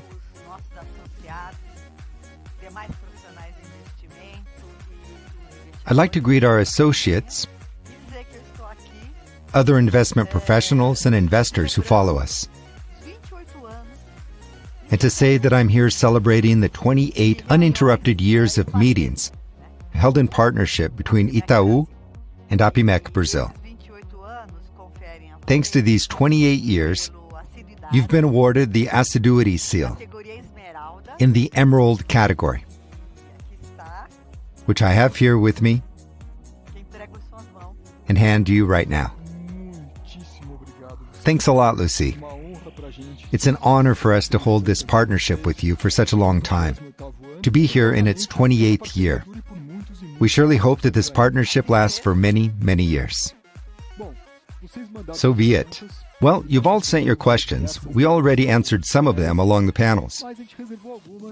But we've set some questions aside for Milton to answer. So I'm coming over here. I'm going to meet him, who is here beside the stage, and we'll continue our event. Lucy, thank you once again. It's a pleasure to have you with us here today. These 28 years of partnership are really an honor. Thank you very much. All the best to Itaú's executives, IR professionals, investors, associates, and analysts. Thank you, Lucy. See you. Hi, Milton. Welcome back. Thanks for coming back for the closing. How awesome was that? We received the certificate from APIMEC Brazil for 28 consecutive years of meetings with them. Thank you, Lucy. Thanks to the entire APIMEC team. For us, it's a great honor to receive the Emerald Certificate for 28 years from APIMEC Brazil. I'll keep it with great care at the bank. Thank you very much. For those who haven't seen it, here it is. Very cool. Let's wrap up the event, Milton. Let's, please. And for that, let's end this event by asking you 2 more questions. We've received hundreds of questions since the opening of registrations and during the event as well, and we've already answered many of them throughout the panels. By the way, the panels were great today. A lot of discussion, a lot of content. I hope people enjoyed themselves. But we've saved these 2 for you to answer in the end, which are the ones that have been repeated the most in these hundreds of questions that we've received. Can I guess? You already know the first one, dividends. That's right. Let's see. We didn't plan in advance. We didn't. So the question is this, Milton, what can we expect from the bank's dividend policy for this year and the next? It's a very important recurring subject for investors in general. Thank you, Renato. First, it's always important to put on record that it's up to the bank's board of directors to define the dividend policy and approve dividends. And what do we take into consideration? First, we take into consideration the organization's capital level. The capital ratio is the measure used to analyze whether we are comfortable having a minimal capital necessary to keep growing and profiting. And the dividend practice has not changed. It's that matrix that we've commented on with the market for many years. We take into account 2 key aspects. The first one is the RWA growth, which is very technical, which, in a simplified way, we measure the growth of our portfolios. But it's not just the portfolio. It comprises market risk, operational risk, and other risks. We also look at the ability to monetize capital. So the higher the profitability, the lower the use of capital, then the greater our ability to pay dividends. Let's remember that we come from a period since March 2020, the beginning of the pandemic, when we recognized very material provisions. We had a reduction in our capital, and we've been rebuilding capital in a super consistent way over the last few years. And today, we are at a capital level above our appetite. But we still have some scenarios and some challenges ahead. The regular challenges of the operation, macro challenges, market challenges, delinquency, growth, in short, all known challenges. And in the middle of the year, there will be some changes in the Basel principles, with the implementation of new weights for Basel ratios in credit risk, which are beneficial for us. Then we'll need less capital to grow our portfolios and the current portfolio itself. But we also face some uncertainties, such as the capital for operational risk, which was already the subject matter of a public consultation that has been closed. The central bank is still deciding what the legislation will be and what are its impacts, and the final version has been postponed to 2025. So we're hoping to have more information so we can make a better sensitivity analysis. As soon as this becomes clear, if we continue to grow the capital and delivering earnings consistently, we will certainly discuss the matter at the board of directors, when possible, if there is any revision to be made to the policy and what the new policy will be looking forward. But deep down, what we have to do and continue to do, regardless of the payout, which is how much of the profit you distribute, which we are currently estimating at 25%, it is to keep growing profits as our main role and goal, and use that to increase dividends per share, which we're going to continue to pursue. Everyone has had a chance to see some of what our agenda has been, and as soon as we have any kind of revision based on the issues that I've spoken about, we will surely come back to give more details to all our investors. Excellent, Milton. Thanks a lot. And finally, one of the issues that we've talked about most in the panels as a whole, in addition to clients and culture, which we've talked about a lot, is technology.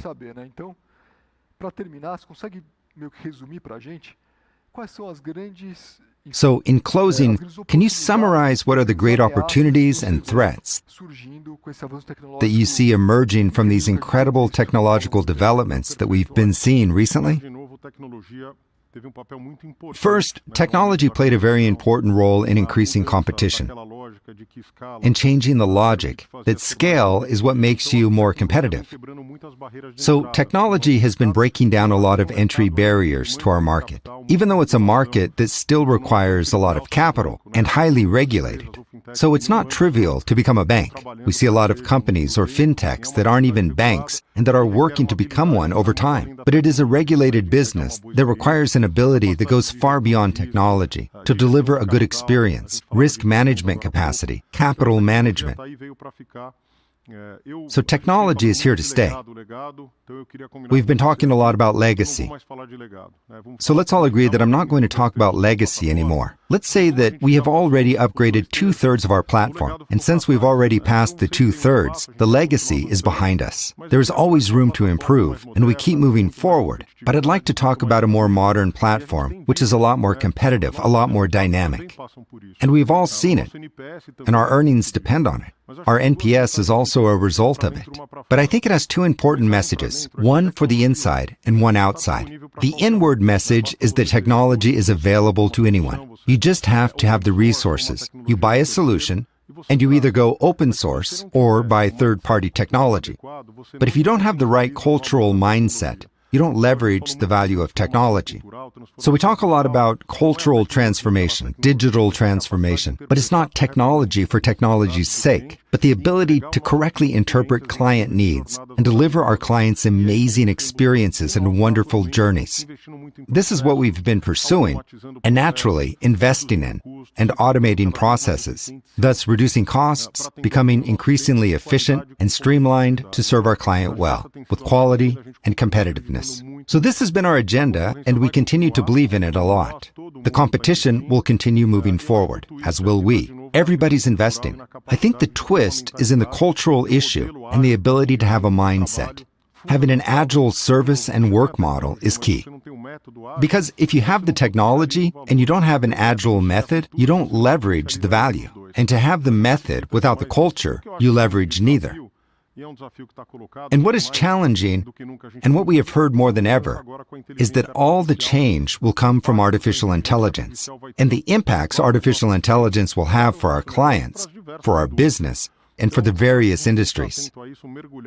So we have to be aware of this, to go deep in what is new, by learning based on the logic that we do not know everything. And it is at this pace that we have been working, and we are sure we will be able once again to make the necessary transformation. At the end of the day, we are surely at the forefront and delivering solutions of the highest level and quality to all our clients. So you have to look inward, and you have to look outward. But we have this very well organized within the bank.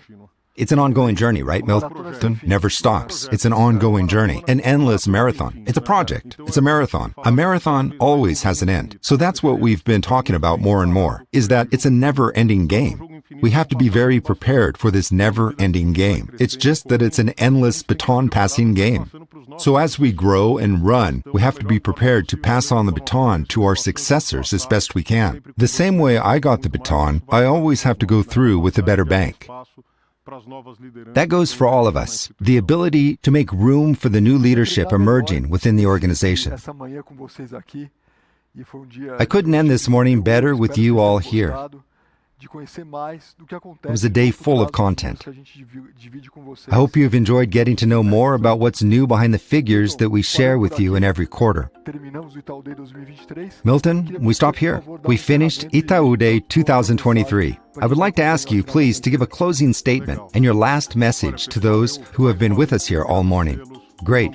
Thanks, everyone, once again. It was an intense morning, full of topics to discuss. As I've said at the beginning, we did it with great care, very thoughtfully, by conveying to you as much as we can say. Of course, we always have to be a little careful not to give away too much information, too many details. But I think that we have built a machine really capable of executing, attracting, and understanding our clients, of engaging our employees in a cohesive group with a strong culture and in full transformation. So what I always do and will do once again is say thank you. Thanks to each one of you who are here today watching us. First and foremost, thanks to our clients for their trust and partnership. Thanks to our investors who trust us with their hard-earned and hard-working resources in our business. And we have a great responsibility to take care of your investments. And thanks to all our stakeholders, over 100,000 employees, our 100,000 Itubers, who do this work every day. We on the executive committee are the ones who are showing up here today, speaking a little bit about our journey. But it's not the work of any of us in isolation. I don't believe in the concept of one-man show or one-woman show. I believe in a unified group. I believe in a strong collective of employees and Itubers engaged in delivering to you the best we can every day. And this is what challenges us. I hope to return again in 2024, healthy, all together, sharing with you what has been and what this next year will be, with all the challenges that are in front of us. So thank you once again. Have a great day, a great week, and see you soon. All the best to everyone.